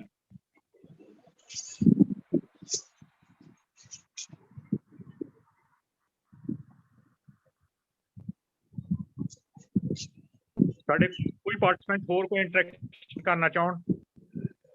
ਫਿਰ ਅਸੀਂ ਡਾਕਟਰ ਸਾਹਿਬ ਨੂੰ ਧੰਨਵਾਦ ਕਹੀਏ, ਇਜਾਜ਼ਤ ਲਈਏ ਉਹਨਾਂ ਕੋਲੋਂ। ਡਾਕਟਰ ਸਾਹਿਬ ਮੇਰੀ ਆਵਾਜ਼ ਆ ਰਹੀ ਤੁਹਾਨੂੰ? ਹਾਂ, ਮੈਨੂੰ ਆ ਰਹੀ, ਬਿਲਕੁਲ ਠੀਕ ਹੈ ਜੀ। ਡਾਕਟਰ ਸਾਹਿਬ ਬਹੁਤ ਸ਼ੁਕਰੀਆ ਤੁਹਾਡਾ ਕਿ ਤੁਸੀਂ ਇੰਨਾ ਟਾਈਮ ਕੱਢਿਆ ਸਾਡੇ ਵਿਦਿਆਰਥੀਆਂ ਨਾਲ, ਅਧਿਆਪਕਾਂ ਦੇ ਨਾਲ ਜਿਹੜਾ ਵਾ ਉਹ ਗੱਲਬਾਤ ਸਾਂਝੀ ਕੀਤੀ। ਤੇ ਅਸੀਂ ਵੀ ਆਸ ਕਰਦੇ ਹਾਂ ਬੜਾ ਅੱਛਾ ਉਪਰਾਲਾ ਜਿਹੜਾ ਇਹ ਸ਼ੁਰੂ ਕੀਤਾ ਗਿਆ IDP ਸੈੱਲ, ਸਾਡੇ ਮਾਨਯੋਗ ਉਪ ਕੁਲਪਤੀ ਡਾਕਟਰ ਇੰਦਰਜੀਤ ਸਿੰਘ ਤੇ ਸਾਡੇ ਡਾਕਟਰ SPS ਘੁੰਮਣ ਨੇ, ਡਾਕਟਰ ਸਾਡੇ ਜਿਹੜੇ ਪ੍ਰਿੰਸੀਪਲ ਇਨਵੈਸਟੀਗੇਟਰ ਨੇ ਇਸ ਪ੍ਰੋਜੈਕਟ ਤੇ IDP ਦੀ ਸਾਰੀ ਟੀਮ ਜਿਹੜੀ ਆ ਉਹ ਬੜੀ ਮਿਹਨਤ ਦੇ ਨਾਲ ਜਿਹੜਾ ਕੰਮ ਕਰ ਰਹੀ ਹੈ ਇਹਦੇ ਵਿੱਚ। ਤੇ ਅਸੀਂ ਵੱਧ ਤੋਂ ਵੱਧ ਜਿਹੜਾ ਵਾ ਉਹ ਵਿਦਵਾਨ ਵਿਚਾਰ ਜਿਹੜੇ ਆ ਉਹ ਆਪਣੇ ਵਿਦਿਆਰਥੀਆਂ ਦੇ ਹੱਥਾਂ ਤੱਕ ਲੈ ਕੇ ਜਾ ਸਕੀਏ। ਤੇ ਤੁਹਾਡਾ ਸ਼ੁਕਰੀਆ ਕਰਦੇ ਹਾਂ ਅਸੀਂ ਸਾਰੀ ਯੂਨੀਵਰਸਿਟੀ ਵੱਲੋਂ, ਸਾਡੇ ਇਸ IDP ਸੈੱਲ ਵੱਲੋਂ ਕਿ ਤੁਸੀਂ ਸਾਡੇ ਨਾਲ ਜੁੜੇ। ਅੱਗੇ ਵੀ ਕੋਸ਼ਿਸ਼ ਕਰਾਂਗੇ ਕਿ ਕਿਸੇ ਨਾ ਕਿਸੇ ਹੋਰ ਮੌਜੂਦ ਦੇ ਉੱਤੇ ਤੁਹਾਡੇ ਕੋਲੋਂ ਜਿਹੜਾ ਵਾ ਅਸੀਂ ਜਹਾਨ ਚਰਚਾ ਜਿਹੜੀ ਆ ਉਹਦੇ ਵਿੱਚ ਸ਼ਾਮਲ ਹੋਈਏ। ਬਹੁਤ ਸ਼ੁਕਰੀਆ ਡਾਕਟਰ ਸਾਹਿਬ, ਬਹੁਤ ਸ਼ੁਕਰੀਆ।